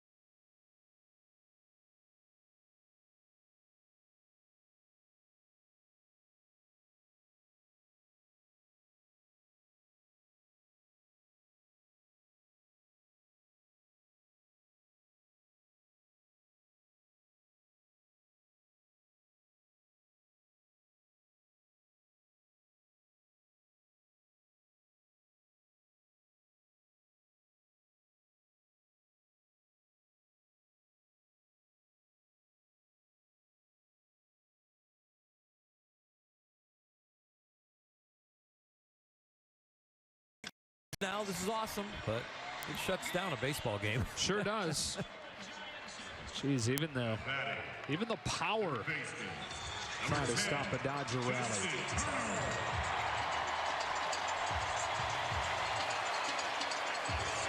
Well, Matt Kemp is at second. He started this inning with a 4-pitch walk, advanced there on the bunt from Hernandez, and Justin Turner has a chance to win it. 19 minutes officially since the outage. They got the lights back on quickly enough. A pretty festive atmosphere at this point with the folks hanging around and hoping that it's paid off here. We don't have any replays of the outage. No, we don't. Cut right to black. Turner swings at the first pitch. A little jam shot down the line.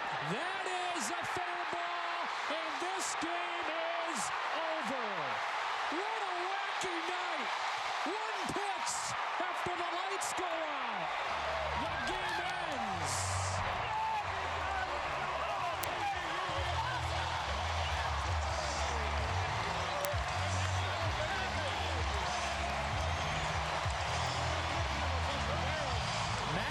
Was hovering just off of second base. He's got to wait to see if it's going to be caught. Once the ball fell in, the Padres gave up. Matt just cruised on home. There could have been a possible throw if they would have hustled after the ball. That is our Lexus play of the game. Justin Turner loops one down the line. It falls in no man's land. And then kicks by Jankowski. Nobody goes after it. Kemp was waiting to see if it had fallen in. Look, he's still near second. Got the wave from Chris Woodward. And that's that. The Dodgers are within 2.5 games in the division. And the most improbable final half hour or so at Dodger Stadium. What a ride this is going to be over the final month. Laurel Hershiser, Alana Rizzo, and the rest of our crew. Joe Davis saying so long and talk to you tomorrow.